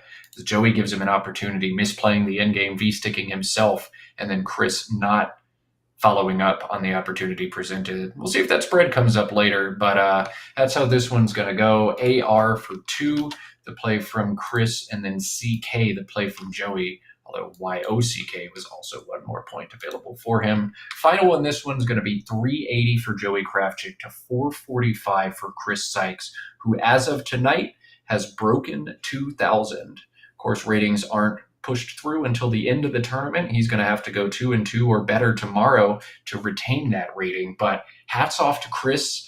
If you're in the Chris Sykes fan club, make sure you shoot him a text of support. He has been awesome all tournament.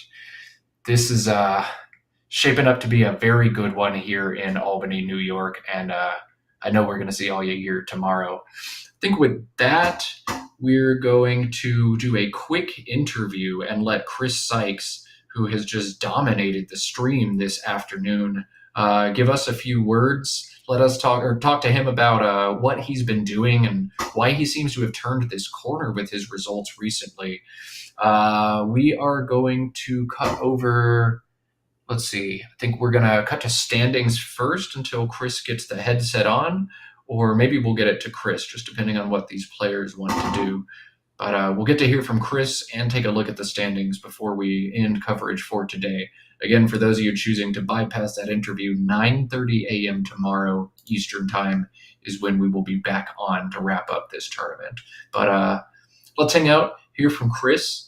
21-2, 2,000 rating points, beat Joey Kravchik to get it. What a day for Chris. Yeah, and for somebody who doesn't like playing on stream, or maybe suffers from a little bit of the stream jitters, to go 3-0 on stream 3 games in a row, that's something to behold. Josh Sokol pulled a 20-2 at this tournament, ran laps around the field. Chris Sykes says, I'll take your 20-2 and one-up you. How's 21-2? 4 games tomorrow. See how many more wins he can stack on top of that. 25-2 would be one for the record books.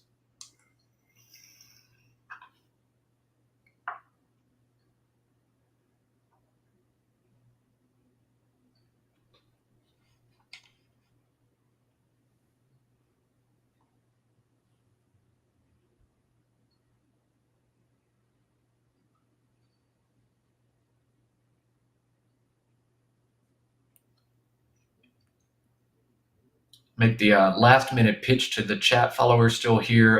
If there are any questions you want me to ask Chris, if you get them in now, I will probably read them in the middle of the interview. So make your pitches now. What do you want to know about Chris Sykes, his routine, his preparation, how he feels right now?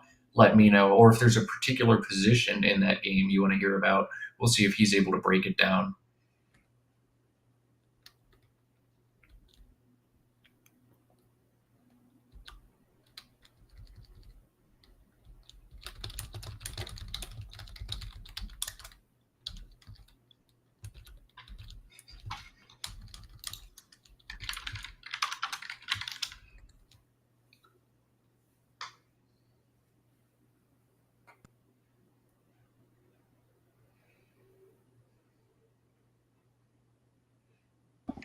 All right. So, Chris, this is Matt Canik. I'm joined by Charles Reinke. We've been doing commentary all tournament. You've been on stream 3 games in a row and notched victories over Billy Nakamura, Zach Ansell, and Joey Krafchick back to back to back. You are 21-2.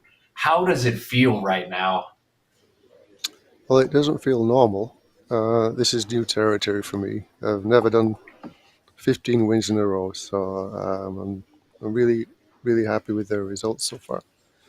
And it's not over yet.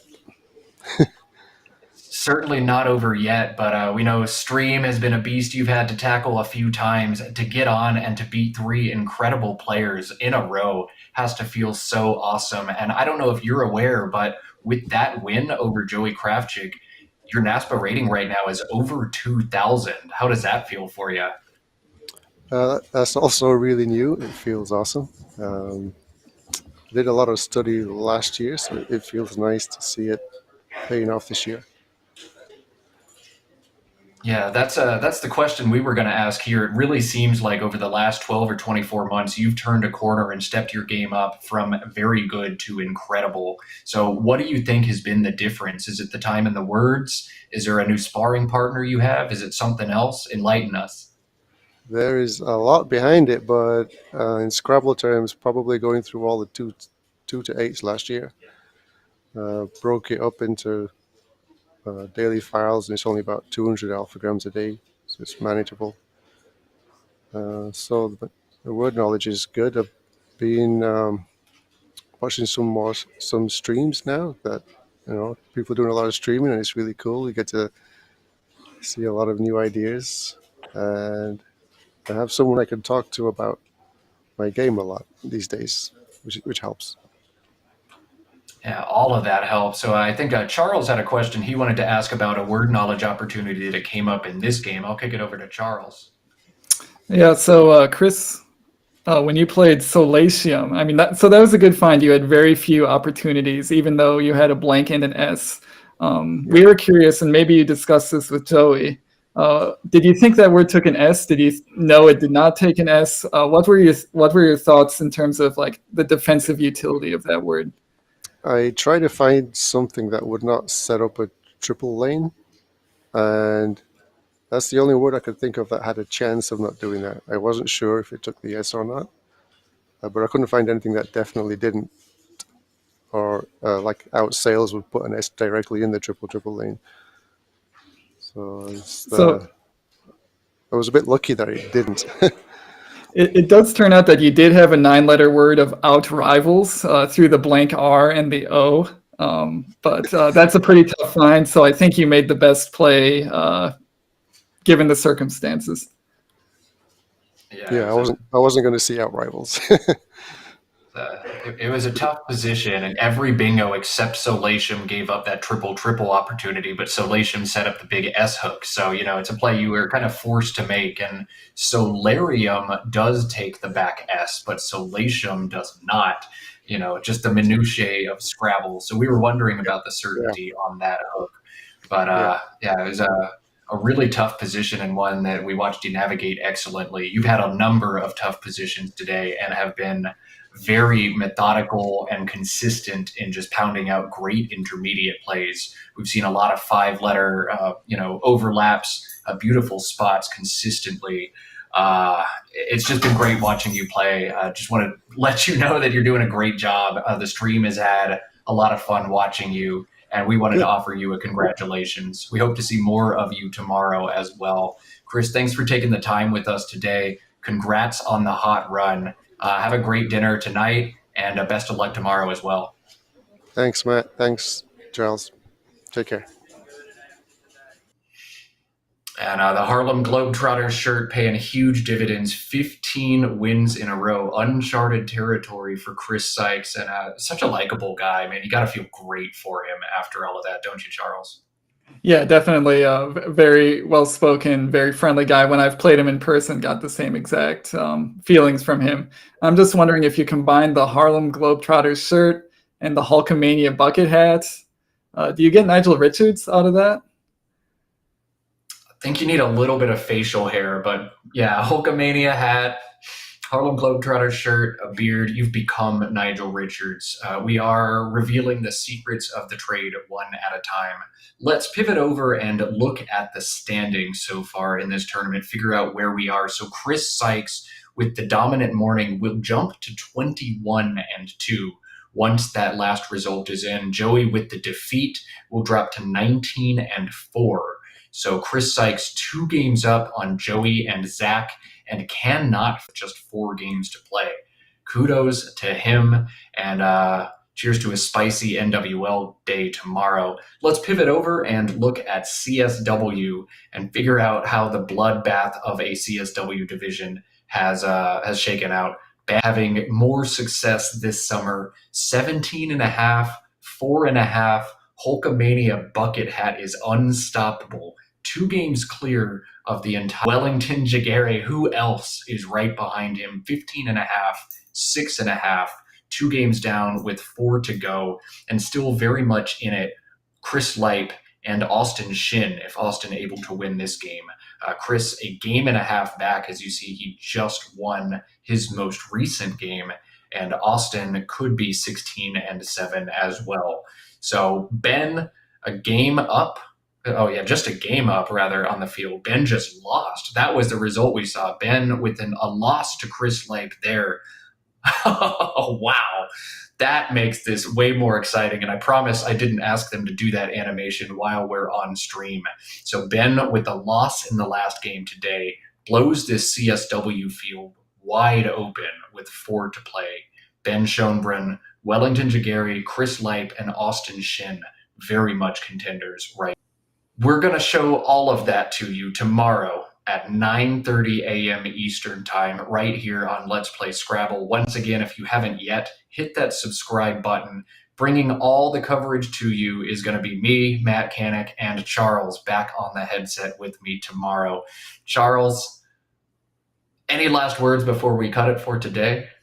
You would be kind of a moron not to tune in for tomorrow. Looking at both fields, it's just good players top to bottom. Going to be duking it out tomorrow. Guaranteed to get some high-level play, some good games. You can't miss it. You got to be tuned in tomorrow, 9:30 Eastern Time, right here on the Let's Play Scrabble YouTube channel. Be ready for it. It's going to be awesome. You would be kind of a moron to miss it, so don't be kind of a moron tomorrow. Join us 9:30 a.m. Eastern Time for the final 4 rounds of the Albany, New York, July 4th tournament. We're going to cut there for today. We'll see you all then. Matt Canik, Charles Reinke signing off for now. Have a good night.